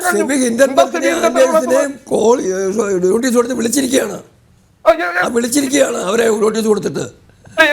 ഞങ്ങളാരും പറഞ്ഞിട്ടില്ല, നോട്ടീസ് കൊടുത്ത കാര്യമൊന്നും ഞങ്ങളാരും പറഞ്ഞിട്ടില്ല. ഇപ്പോൾ ചാനലാണ്. ശരി, ഞാൻ അങ്ങ് പറയുന്നതിന് ഞാൻ അംഗീകരിക്കുന്നു, തെറ്റാണെന്നൊന്നും ഞാൻ പറയുന്നില്ല. പക്ഷേ ഈ 2 വർഷം എന്ന് പറയുന്നത് ഏറ്റവും പ്രമാദമായ, അല്ലാതെ സുപ്രീം കോടതി എവിടുന്ന് ഒരു 4-5 പേരെ എന്റെ ഈ വിശദാംശം കേസിന്റെ മെരിറ്റിലേക്ക് സുപ്രീം കോടതി പറ്റില്ല. സുപ്രീം കോടതി പ്രൈമ ഫേസിയ ഒരു പ്രഥമ ദൃശ്യം ഞാൻ കണ്ടിട്ടെ എനിക്ക് അതിന് മാത്രം മറുപടി പറഞ്ഞാൽ മതി. ഒരു JPC അന്വേഷണം പ്രഖ്യാപിക്കാൻ ഇത്ര ഗുരുതരമായ ഒരു ആരോപണം 2G അഴിമതി ഉണ്ടായപ്പോൾ ആ നിമിഷം ഡോക്ടർ മൻമോഹൻ സിംഗ് JPC അന്വേഷണം പ്രഖ്യാപിച്ചില്ലേ? ഇത്ര ശക്തമായി പ്രതിപക്ഷം പാർലമെന്റില് ഈ ആവശ്യം ഉന്നയിച്ചിട്ട് നിങ്ങൾക്ക് എന്തുകൊണ്ട് തയ്യാറാകുന്നില്ല? അതിനുള്ള ചോദ്യം അതിനുള്ള മറുപടി തരും. Yes, Rajasekhar sir. അവസാനം അങ്ങ് പറഞ്ഞതിന് മറുപടി ആദ്യം പറയാം. JPC, അതെ, ബൊഫോഴ്സിലൊരു APC ഉണ്ടായിരുന്നു. ശരിയാ അങ്ങ് പറഞ്ഞത്, നേരത്തെ പറഞ്ഞതാ. അതിൻ്റെ ചെയർമാൻ ആരായിരുന്നു? കോൺഗ്രസ്സുകാരനായ ശങ്കരനാരായണൻ. കോൺഗ്രസ്സുകാരനായ ശങ്കരനാരായണൻ്റെ നേതൃത്വത്തിൽ ഒരു JPC ഉണ്ടാക്കിയിട്ട് ഒരു റിപ്പോർട്ട്. പിന്നെ ആ കേസിൽ ഞാൻ ഈ പുസ്തകം വേണേൽ അങ്ങേക്ക് അയച്ചു തരാം. ആ കേസിൽ ഏതെല്ലാം തരത്തിലാണ് സോണിയ ഇടപെട്ടതെന്നും അന്ന് ബൊഫോഴ്സിൻ്റെ കൈകൂലി വാങ്ങിയ സോണിയയുടെ സുഹൃത്തോ ബന്ധുവോ, ആ പേര് ഞാൻ മറന്നുപോയി, അദ്ദേഹത്തിന് UK അക്കൗണ്ട് ഫ്രീസ് ചെയ്യപ്പെട്ടിരുന്ന അക്കൗണ്ട് അത് ഓപ്പറേറ്റ് ചെയ്യുന്നതിനുള്ള അവസരം ഉണ്ടാക്കുന്നതിനൊക്കെ സോണിയ എത്രമാത്രം ശ്രമിച്ചു എന്നുള്ളതൊക്കെ കൃത്യമായ കാര്യങ്ങൾ. പിന്നെ അങ്ങ് പറയുന്ന ചില കാര്യങ്ങൾ ചരിത്രമായിട്ട് ബന്ധപ്പെട്ടതാണ്. നേതാജി സുഭാഷ് ചന്ദ്രബോസിനെ കോൺഗ്രസ് പ്രസിഡന്റായി എലക്ട് ചെയ്യപ്പെട്ട നേതാജി സുഭാഷ് ചന്ദ്രബോസിനെ അതേ കോൺഗ്രസിലെ ജവഹർലാൽ നെഹ്റുവിൻ്റെ വഴി മുടക്കും എന്ന് ഭയത്തും കൊണ്ട് പിടിച്ചിറക്കി പുറത്താക്കിയതല്ലേ? അദ്ദേഹം രാഷ്ട്രപിതാവെന്ന് വിളിച്ചതും മഹാത്മജിയെ അംഗീകരിച്ചതുമൊക്കെ അത് നേതാജിയുടെ ക്വാളിറ്റിയാണ്. അങ്ങനെ കണക്കാക്കിയാൽ മതി. അത് കോൺഗ്രസിൻ്റെ മഹാമനസ്കതയല്ല. പിന്നെ അടുത്ത കാര്യം അങ്ങ് പറഞ്ഞത് എലക്ഷൻ. എനിക്കും അറിയാം, കോൺഗ്രസ് പ്രസിഡന്റ് ആകുന്നതിന് വേണ്ടിയാണ് ഇലക്ഷൻ നടന്നത്. മൗലാന അബ്ദുൽ കലാം ആസാദായിരുന്നു അതിനു മുമ്പ് 5 കൊല്ലം കോൺഗ്രസ് പ്രസിഡന്റ്. അദ്ദേഹം തുടരുവാണെങ്കിൽ ഒരു മുസ്ലിം ഇന്ത്യയുടെ പ്രധാനമന്ത്രിയാവും. അത് ഒഴിവാക്കാൻ വേണ്ടി ഒരു കോൺഗ്രസ് പ്രസിഡന്റിനേക്ക് പുതിയ ആളെ എലക്ട് ചെയ്തു. ഇത് ഇസ്ലാമിക സുഹൃത്തുക്കളും കേൾക്കട്ടെ. ആ എലക്ഷൻ വന്നപ്പം ആ എലക്ഷനകത്ത് 15-ൽ ഓരോട്ടും നെഹ്റുവിന് കിട്ടിയിട്ടില്ല എന്ന് ആ തെരഞ്ഞെടുപ്പിന് ചുമതലയുണ്ടായിരുന്ന അക്കാലത്തെ കോൺഗ്രസിൻ്റെ നേതാവായിരുന്ന ആചാര്യ കൃപലാനിയുടെ പുസ്തകത്തിൽ എഴുതിയിട്ടുള്ളത്, അല്ലാതെ വേറെ ആരുമല്ല പറഞ്ഞിരിക്കുന്നത്. അതുകൊണ്ട് ആ കാര്യം അവിടെ നിൽക്കട്ടെ. പിന്നെ എനിക്ക് കൃത്യമായി പറയാനുള്ള കാര്യം എന്താണെന്ന് പറഞ്ഞാൽ, രാജ്യത്തിൻ്റെ രാഷ്ട്രീയ താല്പര്യത്തിന് ഭാരതം എന്ന രാഷ്ട്രത്തിനെതിരെ പോരാടും എന്ന് ആവർത്തിച്ച് പറയുന്ന ആളിൻ്റെ ആ രാഷ്ട്രീയ പ്രസ്ഥാനത്തിൻ്റെ മുൻകാല ചെയ്തികളിലേക്ക് തിരിഞ്ഞു നോക്കുമ്പം രാഷ്ട്രം പ്രതിരോധത്തിനുള്ള വേണ്ട കാര്യങ്ങൾ ചെയ്യേണ്ട സമയമായെന്നും ഭാരതത്തിലെ സുപ്രീം കോടതിയെയും ഇലക്ഷൻ കമ്മീഷനെയും എല്ലാ ഭരണ സംവിധാനങ്ങളെയും ഭരണഘടന അനുശാസിക്കുന്നത് പോലെ ഭദ്രമായി നിലനിർത്തുമ്പോഴും നിയമത്തിൻ്റെ വഴിക്ക് പോകട്ടെ എന്ന് പറയുമ്പോഴും അതിന് കടക്കുന്നവരെ പിടിച്ചു നിർത്തുവാനുള്ള ബാധ്യത മോദി ഭരണകൂടത്തിലുണ്ടെന്ന് BJPയുടെ വക്താവ് കൂടിയായ ഹരിദാസ് ഉൾപ്പെടെയുള്ളവർ പറയേണ്ടവരോട് പറയണം എന്ന് മാത്രമാണ് എനിക്ക് അവസാനമായി പറയാനുള്ളത്. സമയപരിമിതി കൊണ്ട് ചർച്ച അവസാനിപ്പിക്കുകയാണ്. ജനറൽ ഡിബേറ്റ് ഇവിടെ പൂർണ്ണമാകുന്നു. ചർച്ചയിൽ പങ്കെടുത്ത എല്ലാ അതിഥികൾക്കും നന്ദിയൊപ്പം പ്രേക്ഷകർക്കും.